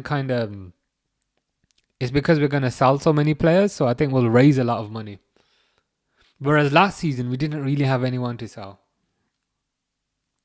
So if we do raise £200 million in sales, we might invest that on a big player, like we did with the Van Dijk. The last time we raised a lot of money through sales was Coutinho. And then we spent £75 million on Van Dijk, 65 on Alisson. This feels like another Coutinho-ish window with respect to raising a lot of money through sales. But again, I could be talking nonsense. We could sell £200 million worth of players, and then like Linda's chest gets even bigger, and then we know where the money went. So that's I kind of understand both sides. Red Rebellion says Arsenal fans are crying. That is the story of the life of Arsenal fans. Constantly crying, and then creating a bit of noise whenever they sign a player, thinking that they're actually going to win something. And then when they realize they won't win something, crying. Like the Arsenal's problem is obvious. It's their manager. He is useless. He's completely clueless. He's completely tactically inept. He's basically a trainee. They hired a trainee. Like Arteta hadn't had a senior manager job before this, and they just put him in the manager seat and gave him £1 billion. That's their problem. Once they replace Arteta with a proper manager, they might have some success. But yeah, from a fan perspective, as you've said there, Red Rebellion, it is funny, and it is amusing to kind of see them cry. Just kind of how much, just kind of partly due to how loud they are. Arsenal fans are very loud, but they have no basis for being loud. Liverpool fans have a basis for being loud. Heck, I'd even say Man United fans, even though they haven't had much success recently, still have a basis for being loud. But like, why are Arsenal fans loud? Chelsea fans, again, they have a reason for kind of being loud. But why are Arsenal loud? You've won nothing of any significance in 20 years. Scheme 1 said, true. Fabrizio says he's not staying at Galatasaray or Napoli, so I expect Chelsea or United to make a bigger offer. Yeah, the reason for that scheme is those are the types of clubs which as far as I see, go for the big names, go for like the big FIFA players. So I can see him ending up there. Red Rebellion says Chelsea wage cap is 150k. That's why he never went to Chelsea. Oh, is that like a permanent wage cap, or is that just a wage cap for last season? Is this how they fiddle with their finances? They give low wages, so 150, but over like 8 years. Is that how they get around the rules? Orion said just give Slat 200 million and let him go for it. Yeah, within reason. Like if he goes to Turkey, he's probably gonna spend it on like the biggest hair transplant. So let's not let him go for it too much. But I hear what you're saying. I think he's earned that sort of treatment, hasn't he? Because let's be honest, he came into a new job, into a foreign country, has been kind of very well behaved, and backs the owners, backs the management structure, and perhaps most importantly of all, has kind of delivered a Premier League. So in many ways, it's not even 200 million. In many ways, it's like 100 million per season because he didn't spend anything last season, if you know what I mean. So I think that's fair. Give him the money, but of course, get the kind of data structure get the data structure around him to ensure the signings are good signings that fit into our way of playing. And yeah, let him have a bit of fun. Because the kind of reasoning that was given last season was, oh, he needs to assess the squad, which I thought was a bit, which I understood, but looks like an even smarter decision now. But now that he's assessed the squad, yeah, give him a bit of money and let's buy a left back that he wants, because he clearly hates the left backs that we have. Let's get him a striker that he wants, because he clearly hates the striker that we have. And yeah, let's go from there. Asumik says, in capital letters, I mean, in first leg, it was literally PSG versus Alisson. And I am not a Netflix FC fan. You're not Netflix FC fan. Do you like Hulu or like iPlayer, Paramount Plus? Are those like the kind of streaming service? Apple TV maybe? You like Apple TV? One of those? Don't like Nico Williams. We were actually talking about the right back. The right back, Nico Williams. That's NECO. I watched one. He did poor against us, but who is the us? That is the question. Because you said you're not Netflix, you're not Paramount, you're not Apple TV, you're not Hulu, you're not BBC iPlayer. So like, which one are you? Ryan says, I wish Liverpool never sold Mane. That attack force with Mane Salah Mane Salah was amazing. It was amazing. And I saw a lot of I was watching that today on Red Rebellion's YouTube channel. He's posted like old goals of kind of Salah, and there's obviously with respect to kind of the goals that Salah scored, Mane assisted a lot of them. But it was an amazing time. Just like having an absolutely rapid guy down the right, an absolutely rapid guy down the left, and both of them could finish as well. Like it's one of those things where like you perhaps don't appreciate it at the time, and like I'm guilty of this as well. But then looking back, you're like, damn, we were kind of living good. So yeah, I do miss them. Ryan says our Arsenal problem is the manager and the board. Yeah, I hear you. But I think their biggest problem is the manager. That guy's utterly clueless. Like even this week, he was saying that they were the kind of the best team in the Champions League, and when you start kind of spouting nonsense like that, that is where that to me is like where the end starts, where it starts becoming the beginning of the end. You know, like when you start saying, yeah, we were the better team, but you clearly weren't. That's when, you know, the manager's head's gone. And I think internally in the club, he's perhaps under a bit of pressure from the people above him, which is perhaps why he's trying to paint this narrative. But yeah, I'd say their biggest problem, their biggest problem is the manager. The second biggest problem is their fans. And perhaps the third problem is the board. I think a lot of the players that they have are quite good. I think the issue is the tactics are too defensive. So these players can't thrive in it, which is why if they replace the manager with somebody competent, I think they'll do all right. Sumik35 says Xabi to Real Madrid. Yeah, I saw that. It'll be interesting. It will be interesting to kind of see Xabi at Real Madrid, considering he plays a different system. Because last I saw of Leverkusen, they played 3 at the back with wing backs, whereas Madrid play kind of 4 at the back. So it will be interesting to see how it goes, because he's gonna have to spend pre-season teaching these players a new system. So that's point number 1. And point number 2, these players, they play for Real Madrid, they're going to have giant egos, which again isn't necessarily a bad thing. So how successful is Xabi going to be with respect to implementing a brand new system in a team full of egos?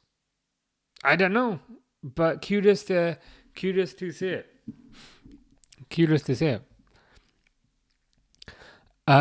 Red Rebellion says the only reason why Chelsea and the likes of City have spent more than others is because they've bought and sold more players than the other clubs.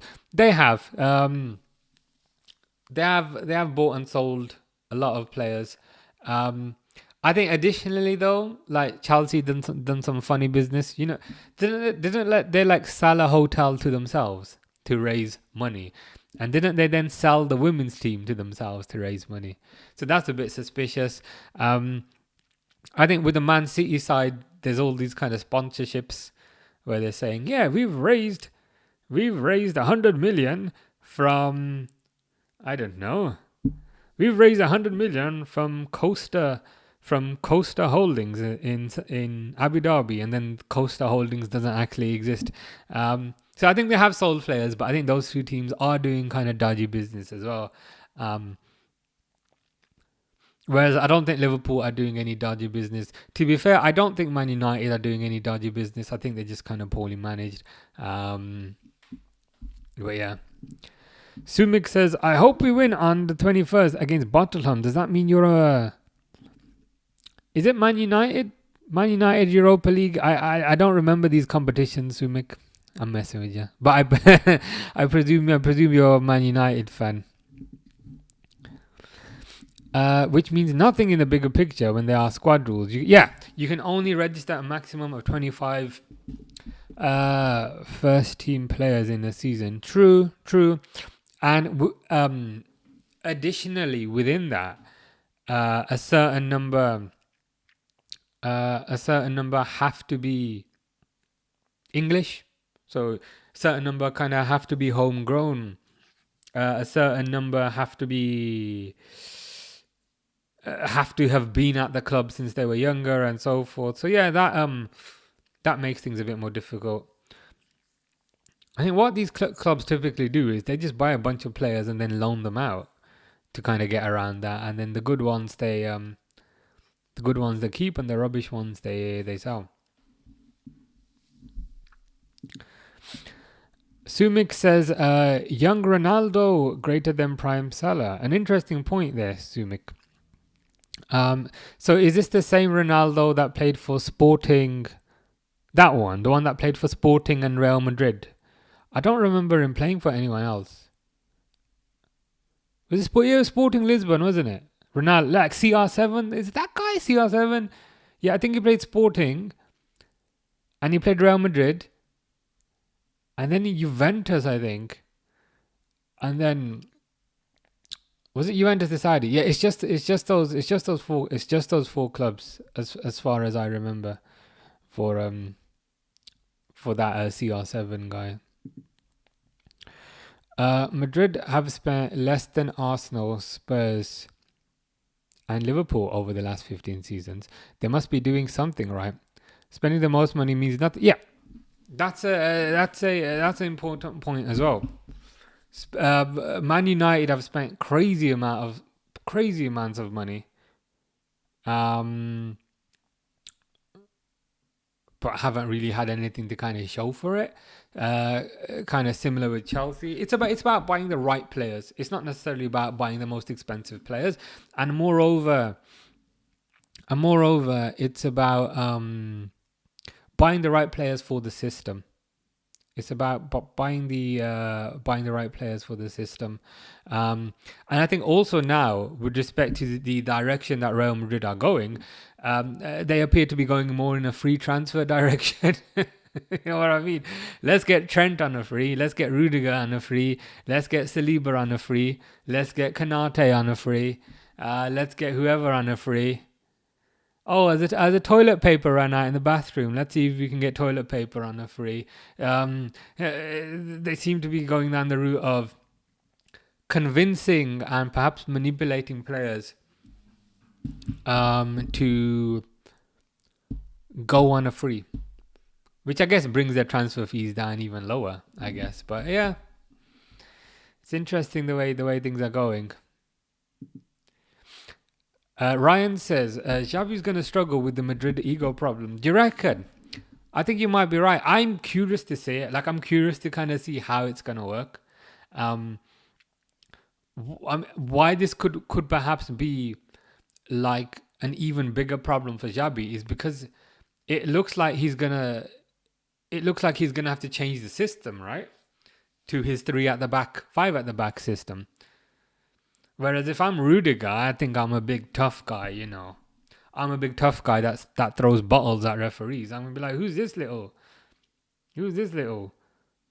you know, former player? Thinks he can tell me I need a defender on the right hand side and the left hand side. It'll be interesting. It'll be interesting to see. It'll be interesting to see how it goes. We will keep an eye on it. We will keep an eye on it.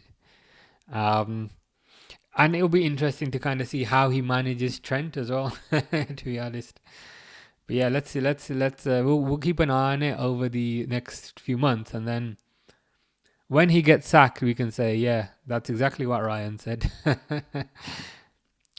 Sumik35 says Chelsea sold the women's team to avoid PSR. Yeah, didn't they sell it to themselves or some nonsense like that? I want Oil FC to non-league. Who are your Oil FC? Man City, presumably. I'm a Man United fan. I gathered from the Bottleham reference. I remembered when Liverpool bottled it against Atlanta. Are you sure you're not a Liverpool fan? Because you seem to remember more Liverpool fixtures than Man United fixtures. You know, like the 7-0. Have you just like blocked that one out? You know, the 7-0 is that one just don't exist anymore. Really? CR7 did play for United. I don't think he did. I honestly don't think he did. Like, I'm 100% sure. CR7, as in Ronaldo, he went from Sporting. These are the big clubs that he played for. He played for Sporting, which is like a giant club in Portugal. Then he went not too far to Madrid, and he was great at Madrid. And then he went to Juventus, and then he went to Saudi, I think. So he definitely didn't play for Man United. And as far as I recall, it wasn't a front three. It was just Rooney, Tevez, and nobody on the right. Because I don't remember Ronaldo playing for Man United. And I'm pretty sure I'm correct, because even when Ronaldo scored against Man United, he celebrated like yeah. So I don't remember CR7 ever playing for Man United or Sir Alex Ferguson. Yeah, 100% irrelevant club. Let's be fair, Madrid legacy carries that club. Yeah, it does. It does. I'll be interested to kind of see what happens. I mean, I guess there's a chance. I guess there's a chance Xabi won't change the system. But like, whatever happens is interesting, right? Whatever happens, the impact of that is going to be very interesting to see. Red Rebellion says, "Lol." This might be about me pretending Ronaldo didn't play for Man United.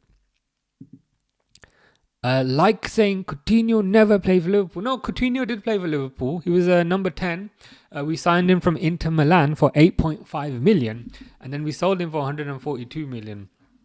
It's like saying Antonio Rudiger didn't play for Liverpool. Antonio Rudiger didn't play for Liverpool, and CR7 didn't play for Man United, because I'd remember it if it did. Same 7-0, same year, you won. Nice trophy. It was a nice-ish trophy, but the Premier League trophy we won this year is a bit nicer. Just like a bit nicer, but not significantly. Your ball knowledge, 0. So my ball knowledge is equal to Man United's major trophies in the last 10 years. He didn't celebrate it like that. He did. He looked so happy. There was like I remember before the game, a lot of Man United fans were saying, I wonder if Ronaldo's gonna celebrate. I wonder if he's gonna celebrate if he scores. And he scored, and I've never seen him look so happy. The only time he looked happier was when they said he didn't have to go to the United States.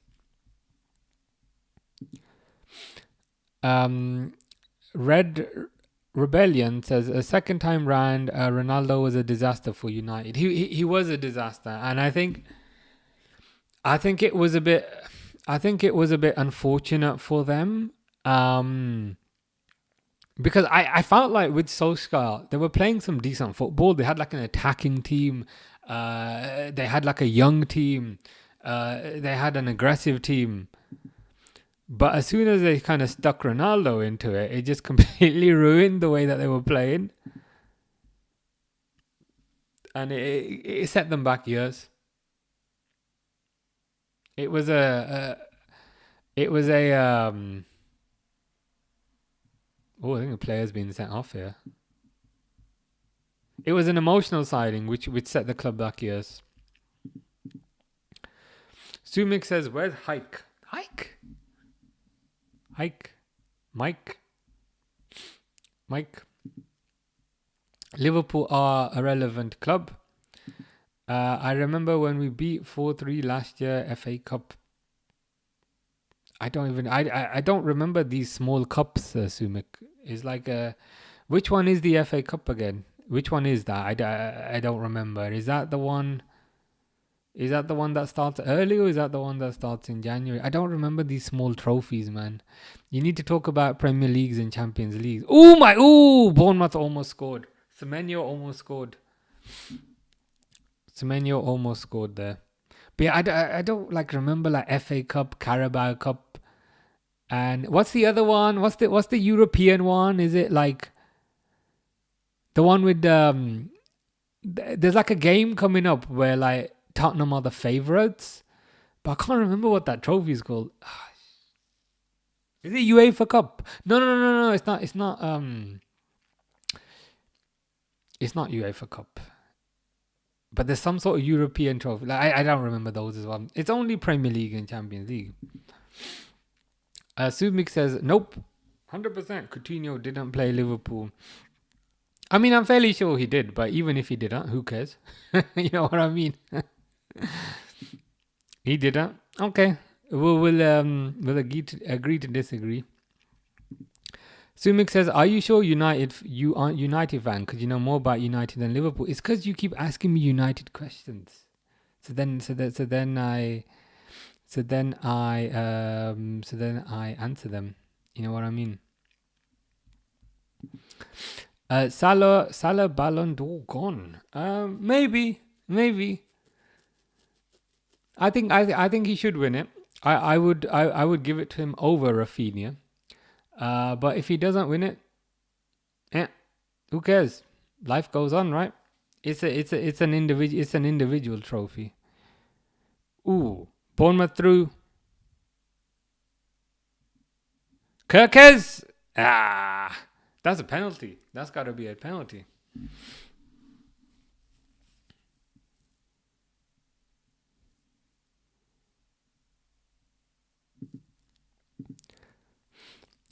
Same trophy bottled last year. What trophy is that? What trophy was bottled last year? You know, when you win the Premier League this year, Sumik, it's really hard to remember kind of smaller trophies from kind of previous years. Haida Mahmood says Dembele probably will. Yeah, he'll.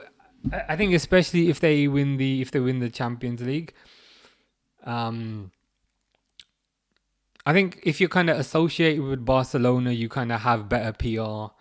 So I think it's gonna be really hard for Salah to win it. If I'm honest, if Salah was Brazilian, like if he was Salinho, or if he was English, I don't know, if he was called Mike Salad, then he might get it. But he doesn't seem to have the PR to win it. But what I have seen is he has been doing kind of more media stuff this week. He's been doing interviews and things.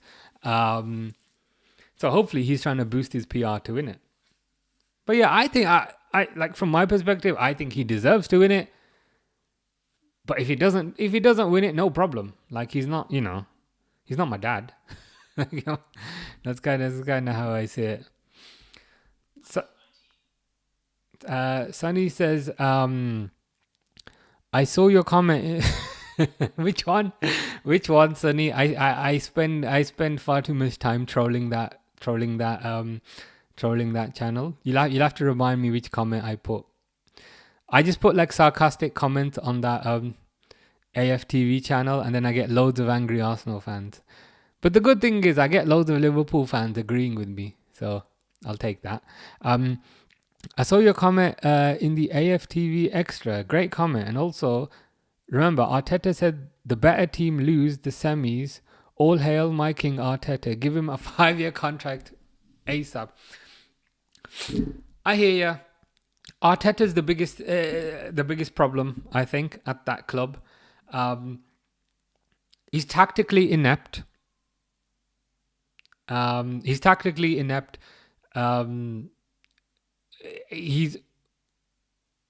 Hoyson there.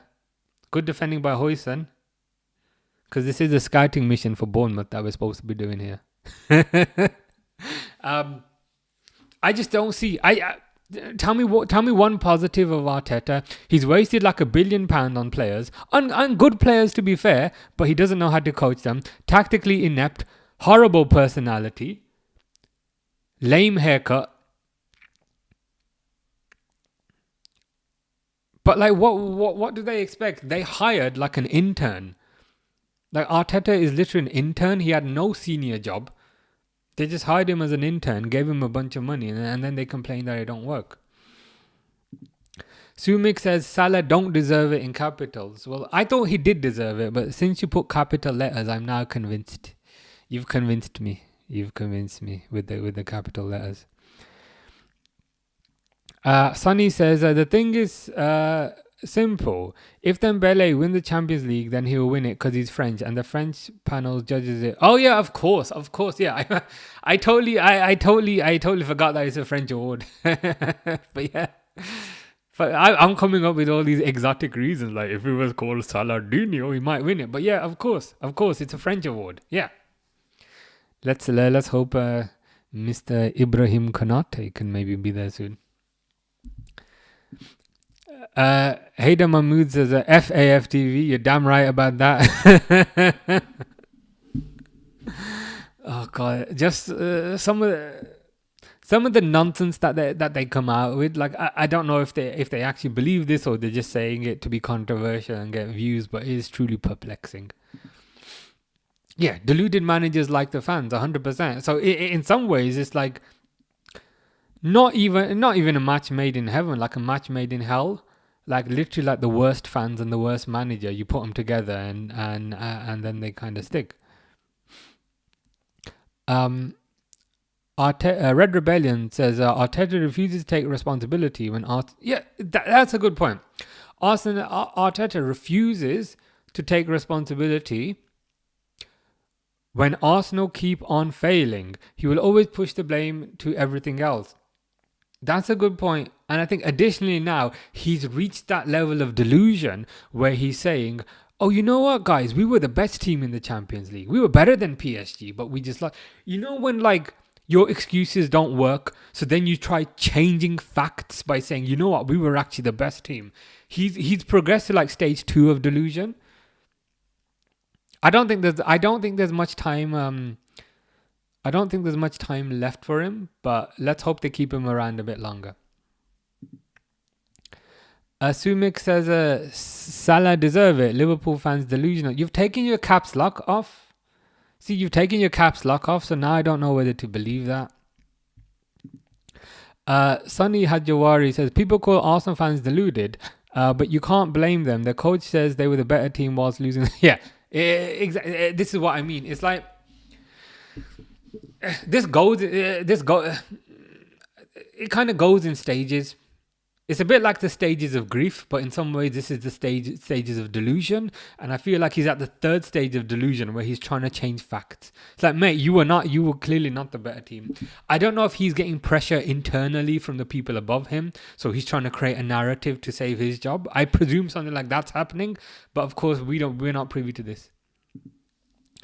Haider says, imagine they keep talking about next season. They are, like, even now, unlike AFTV, where I spend too much time trolling in the comments. They say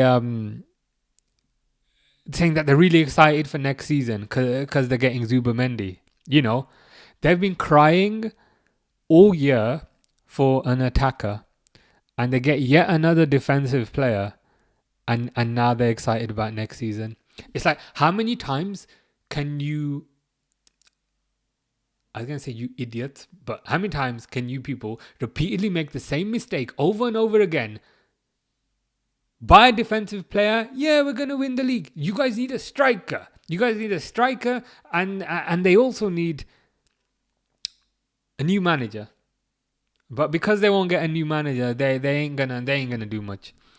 The thing is as well, like we're gonna strengthen, Man City gonna strengthen, Chelsea gonna strengthen, Newcastle gonna strengthen. They've shown as well, I think, this season that they don't really kind of have the mental strength to cope with kind of tough situations. Because I think to be successful, yeah, it kind of requires ability on the pitch, but it also requires a certain level kind of mental acumen to kind of get through the tough times. And those bunch of players, they seem a bit weak. So this season might have kind of taken it out of them to the point where they feel like they can't go again. Hader also says Evra was right. Next season FC. Yeah, is that the one where he said it's like Netflix? It's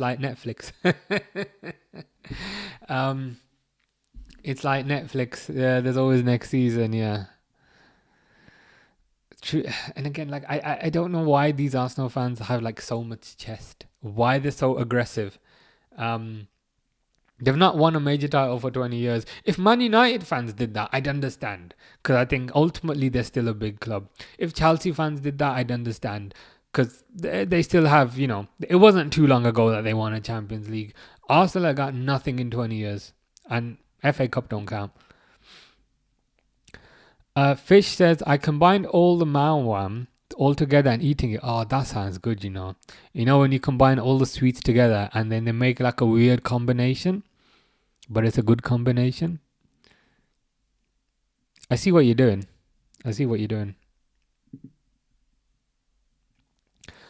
Sunny says, hey dad, don't say FAFTV. They're the only reason I didn't use their open chair because they made me laugh at them. I need my daily dose of laughter. I hear ya. He's probably saying F them and their silly opinions. But I guess on the flip side, their silly opinions and delusions can be quite entertaining. I haven't seen Ty recently. Is he still alive? What's going on with Ty? But yeah, they're good to troll. I just go on there, like I leave like a really rude comment, as you've seen. I go on the AFTV extra, not on the. I go on there. I leave like a really rude comment, and I just leave. And then I come back, and there's like all these people shouting at me. Sumik35 says, Liverpool fan sarcasm hilarious. Thank you, Sumik35. You have been here for over half an hour, so I'm glad you appreciate it. Sonny says, so when's the next phase of Arteta? First, they didn't buy a striker.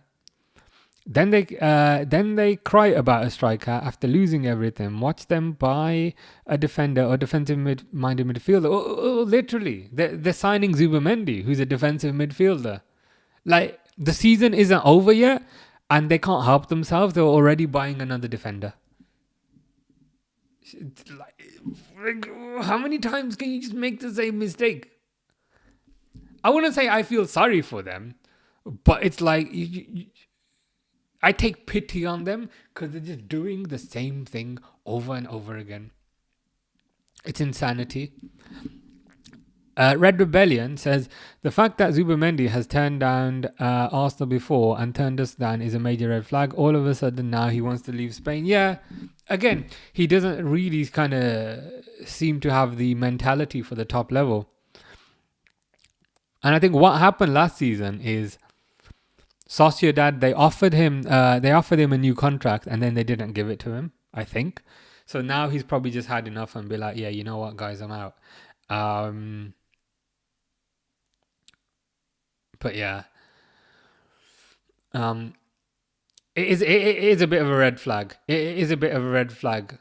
Um, I know some Liverpool fans kind of wanted us to kind of go back in for him, but I was like, nah. Nah, don't want him. Turn us down once. We will kind of move on. It could be because there's a Spanish manager there at Arsenal, but ultimately, like, I don't care. You know what I mean? Like, he's not what they need. Um, and if anything, it's the opposite end of the scale. He's more of what they don't need. So I'm like, so from my perspective, I'm like, yeah, it's a bit weird, but you do whatever makes you happy, Arsenal. But I don't think it's gonna give you what you want. Sonny says, yeah, Ty disappeared after the Champions League match. Like, what happened? Must be having a chat with the referee, because you know the referee is a disgrace. Come on, Ty, I need my laughter. Give me your horrible take. Yeah, well, he was always kind of holding on, wasn't he, for kind of the next thing. So when Liverpool went kind of multiple points clear, it was, oh, they'll slip up. Oh, they'll slip up. And then when Liverpool actually won the league, it was, oh, we'll win the Champions League. And then when they get knocked out of the Champions League, perhaps now he doesn't really have an excuse. So he doesn't want to face the music of kind of all the silly things that he's been saying. I presume it's that. But I don't know. Maybe that, or maybe he's at school on the weekend. Who knows? He'll be back soon. He's just waiting for things, I think, to perhaps kind of die down a little bit, I think. But yeah, he'll be back. So this game is over. 1-0.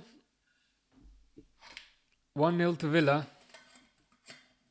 which is not bad. Amadou Onana celebrating.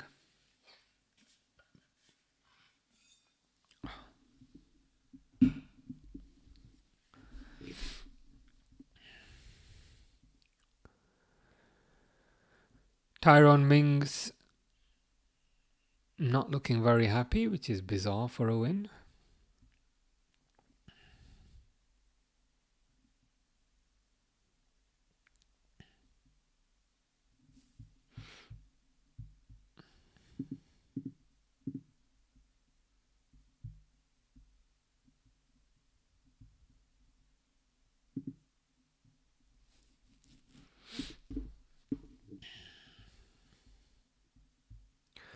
I'll just be back 1 second.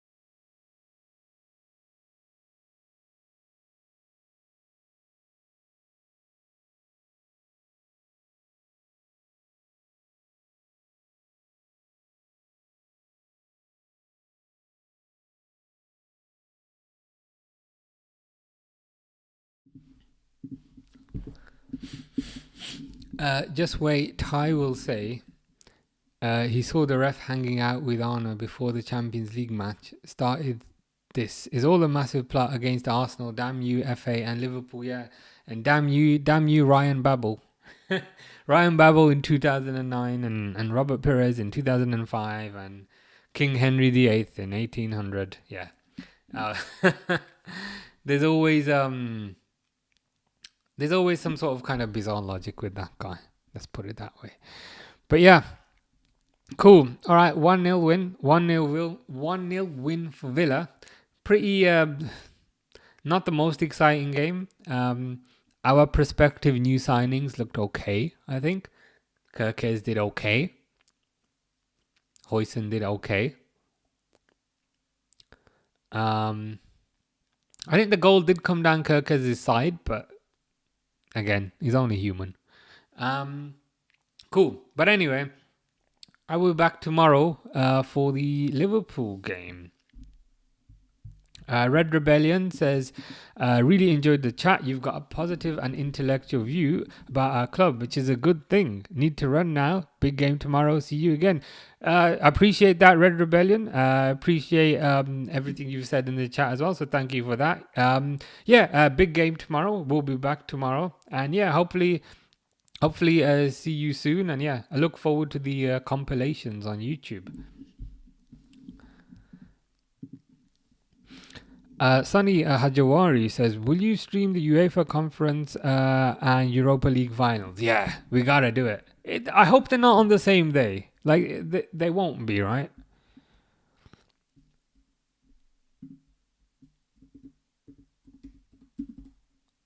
Shall I Google it? Yeah, see you tomorrow. Yeah, but back for the Liverpool game tomorrow. Liverpool Arsenal, and yeah, we will do those games as well. But yeah, I'm gonna go eat something now because I'm starving. But yeah, see you guys tomorrow. Cheers.